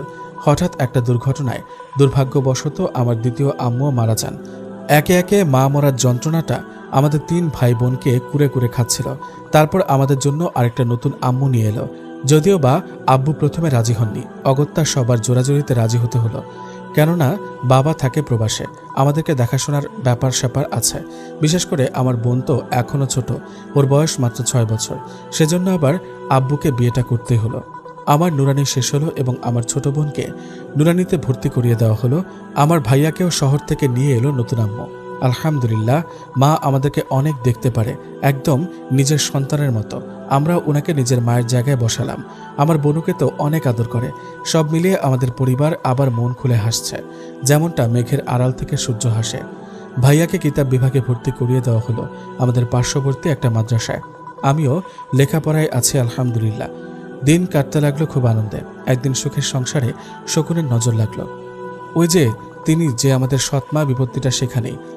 উনি যে আমাদের সৎমা সেটা নিয়ে আমাদের কোনো মাথা ব্যথা নেই, এবং আমরা যে ওনার আপন সন্তান না সেটা নিয়েও ওনার কোনো মাথা ব্যথা নেই। মাথা ব্যথা সব পাড়া প্রতিবেশীদের। ওই যে একটা কথা আছে না, নিজের খেয়ে পরের গোলামি, এখানেও ঠিক তেমনটাই হয়েছে। মাকে অনেক রকমের পেইন সহ্য করতে হলো। তবে এই বিষয়টা আমার হুজুররা সবাই জানত। আমার এক হুজুর একবার একটা কথা বলেছিলেন, সে বাক্যটা যদিও বা ছোট, কিন্তু সেটা আমার জীবনে অনেক বড় একটা কথা। হুজুর বলেছিলেন যে নাঈম একটা কথা সবসময় মনে রাখবে, সৎ মা সেটা এমন একটা মা যেটা ভালো হলেও মানুষ তাকে ভালো চোখে দেখে না, মূলত দেখার চেষ্টাও করে না। যেমন ধরো একটা ছেলের মা মারা গেছে, তো তার জন্য একটা মা আনা হলো। আমাদের সমাজ সেই মহিলাকে নাম দেয় সৎমা। তারপর সে মায়ের ঘরে একটা ছেলে বা মেয়ে হয়েছে, তো সে মহিলাটি তার ছেলেকে কোলে নিয়েছে এবং আগের ঘরের সন্তানকে হাঁটাতে হাঁটাতে নিয়ে যাচ্ছে। এ সময় মানুষ বলবে, দেখো নিজের ছেলেকে কোলে নিয়েছে এবং সৎ ছেলেকে হাঁটাতে হাঁটাতে মেরে ফেলছে। এবং সেরকম যদি তার সৎ সন্তানকে কোলে নেয় এবং আপন সন্তানকে হেঁটে নিয়ে যায়, তাহলে মানুষ বলবে, দেখো নিজের সন্তান যেন আগে হাঁটা শিখে ফেলে, সেজন্য তাকে হেঁটে নিয়ে যাচ্ছে এবং সৎ সন্তানকে কোলে নিয়ে যাচ্ছে যাতে সে তাড়াতাড়ি হাঁটতে না শেখে। আমাদের সমাজের মানুষগুলো এরকম নিকৃষ্ট মনের। মোট কথা, সবসময় দোষটা ঘুরে ফিরে সেই অভাগা মহিলার দিকে আসবে। সেজন্যই বলছি নাঈম, কখনো কারো কথা শুনে মাকে কষ্ট দিও না। আমরা তোমার হুজুর হয়ে যতটুকু জানি, তোমার এই মা তোমাদের সৎ মা হলেও সে কখনো তোমাদেরকে সে নজরে দেখেন না। তাই তোমার মা যতদিন বাঁচবে তোমরা ওনাকে ততদিন আগলে রাখবে। জি হুজুর, ইনশাআল্লাহ সবসময় আপনার কথা মাথায় রাখব। আমার হুজুরের নাম হলো হাফেজ মাওলানা হাসান সাহেব। উনি আমার অনেক প্রিয় একজন হুজুর, সবসময় আমাকে ভালো পরামর্শ দিয়ে সাহায্য করতেন। তাই সেদিন থেকে আমার ওস্তাদজির কথাটা আমার এখনও মনে আছে।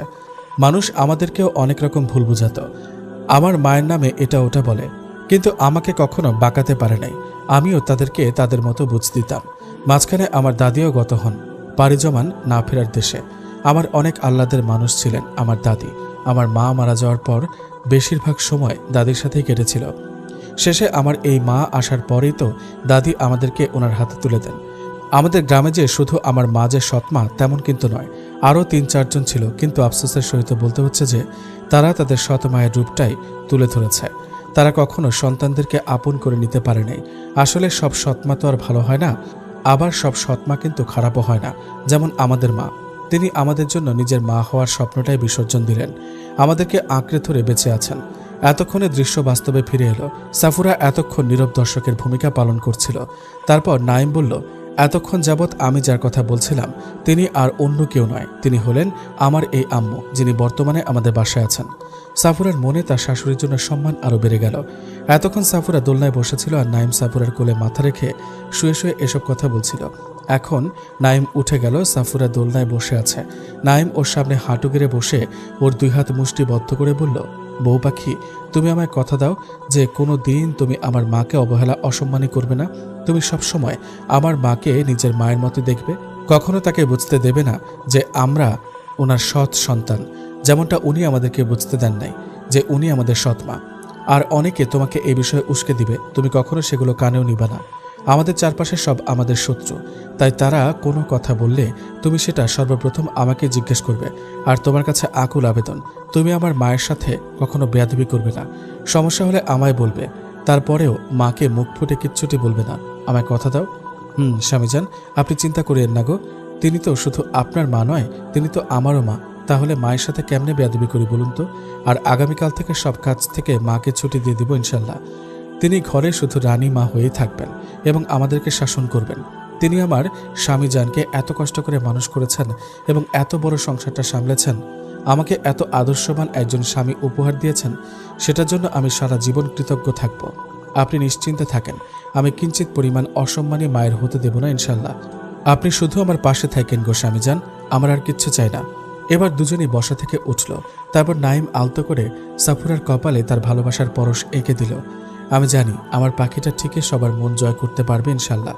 বিশেষ করে মায়ের মন জয় করতে পারলে তিনি কলিজা কেটে খাওয়াতে প্রস্তুত। দেখো, বড় ভাবিকে এনেছে আজকে 8.5 মাস, আমি একবারের জন্য হলেও দেখি নাই এবং কখনো দেখার চেষ্টাও করি নাই, আলহামদুলিল্লাহ। চলো এখন তাহলে নিচে যাওয়া যাক, অনেকক্ষণ তো গল্পগুজব করলাম, জ্যোৎস্না বিলাসও করলাম। নাইম ফোন বের করে টাইম দেখে। ও আল্লাহ, কেমনে কেমনে 12:30 বেজে গেল। নাইম হঠাৎ সাফুরাকে পাঁজা কোলা করে তুলে নেয়। আকস্মিক ঘটনায় সাফুরা হতভম্ব হয়ে গেল এবং কিছু লজ্জাও পেল। সাফুরা বলল, আরে আরে, কি করছেন? কি কেউ দেখে ফেলবে তো? আরে বৌবাকে বাহানা করেন না তো, এখন বাসায় আমাদেরকে দেখার জন্য কে জেগে আছে বলুন তো? নাইম এই বলে হাঁটা শুরু করলো। সাফুরা শক্ত করে নাইমকে আঁকড়ে ধরে আছে। রুমে এসে সাফুরাকে অতি যত্ন সহকারে খাটে বসিয়ে দিল এবং নাইমও পাশে বসল। তারপর বলল, পাখি, ওই যে শোকেসটা দেখছো, একটু সামনে গিয়ে সেটা খুলো তো। সাফুরা বলল, কি আছে সেটাতে? তুমি খুলো তো, নিজে দেখতে পাবা। তারপর সাফুরা খুলতেই অবাক হয়ে গেল। মাশাআল্লাহ, এত সুন্দর সুন্দর কসমেটিক্সগুলো কোথা থেকে এনেছেন এবং কার জন্য এনেছেন? সেখানে সব কসমেটিক্সই প্রায় লাল, নীল, সবুজ এবং সোনালী রঙের পাথরের। পাথরগুলো লাইটের আলোতে ঝিকঝিক করছে। এই ডিজাইনের কসমেটিক্স সাফুরা কখনো দেখেনি। মোট কথা, বাংলাদেশে আসেনি এখনো অবধি এই ডিজাইনটা। কানের দুল থেকে নিয়ে এমন কিচ্ছু নেই যে সেখানে নেই, সব কিছু ডাবল ডাবল এনেছে সে। এগুলো সব তো শুধু তার প্রিয়র জন্য। তার বোনের জন্য আনা জিনিসগুলো তাকে দিয়ে দিয়েছে এবং তার ভাবির জন্য এনেছে। আর জান পাখি, এগুলো সব আপনার জন্য এনেছি। বাকিদের জন্য আনার সবকিছু তাদেরকে বুঝিয়ে দিয়েছি। সত্যি এগুলো সব আমার? গো পাখি, এগুলো সব তোমার। কিন্তু আমি একা এত সব ব্যবহার করব কেমনে? এগুলো দিয়ে তুমি শুধু আমার জন্যই সাজুগুজু করবা আর আমি আমার পাখিটাকে মন ভরে দেখব। আল্লাহ কত ভালোবেসে তোমায় আমাকে দিয়েছেন। জান পাখি, এবার দেখি আমার সামনে আসো। সাফুরা গিয়ে নাইমের সামনে দাঁড়ায়। অতঃপর নাইম তার পেছন থেকে কিছু একটা বের করে আমরা দেখতে পাই যে নাইম তার পেছন থেকে একটা লাল রঙের বক্স বের করে। আর হ্যাঁ, এটা তো গয়নার বাক্স। নাইম বক্সটা সাফুরার সামনে এগিয়ে দেয় এবং বলে, এই নেন, এটা আমার বিবিজানের জন্য তার স্বামীর পক্ষ থেকে একান্ত তার জন্যই দেওয়া হয়েছে উপহার স্বরূপ। সাফুরা বক্সটা হাতে নিল এবং বলল, আপনি আপনার বিবিজানকে আরও কত উপহার দেবেন? আমার যত খুশি। আর তাছাড়া আল্লাহ আমাকে উপহার স্বরূপ যাকে দান করেছেন সারা জীবনের জন্য, তার সামনে তো এসব কিছু তুচ্ছ। আচ্ছা, আপনি এরকম মিলিয়ে কথা বলার ধরনটা কোত্থেকে শিখলেন? মানুষ নাকি প্রেমে পড়লে কবি হয়ে যায়, ছন্দ গাইতে পারে, মিলিয়ে কথা বলতে পারে। তা আমার স্বামীজানটা কার প্রেমে পড়ল শুনি? কার আবার? আমার লাল টুকটুকে বউটার প্রেমে পড়েই তো হাবুডুবু খাচ্ছি। সাফুরা লজ্জায় মুখ লুকালো। এই প্রথম কেউ এভাবে বলল তাকে। এই কথাটা শোনার জন্য কতই না অপেক্ষা করেছে সে। অবশেষে অপেক্ষার প্রহর শেষ হলো। সারা জীবন এভাবে প্রেমে পড়তে চায়, যে প্রেমে নেই কোনো বাধা, নেই কোনো না পাওয়ার ভয়, নেই কোনো পাপ, যে প্রেম সম্পূর্ণ হালাল, যে প্রেমে রয়েছে প্রশান্তি, যেখানে থাকবে শুধু দুটি মনের কথোপকথন। আমার স্বামীজানটা আমাকে এতটা ভালোবাসে। তবে ভালোবাসাটা শুরু হয়েছে আপনাকে 3 কবুলের মাধ্যমে নিজের করে নেওয়ার পর থেকে।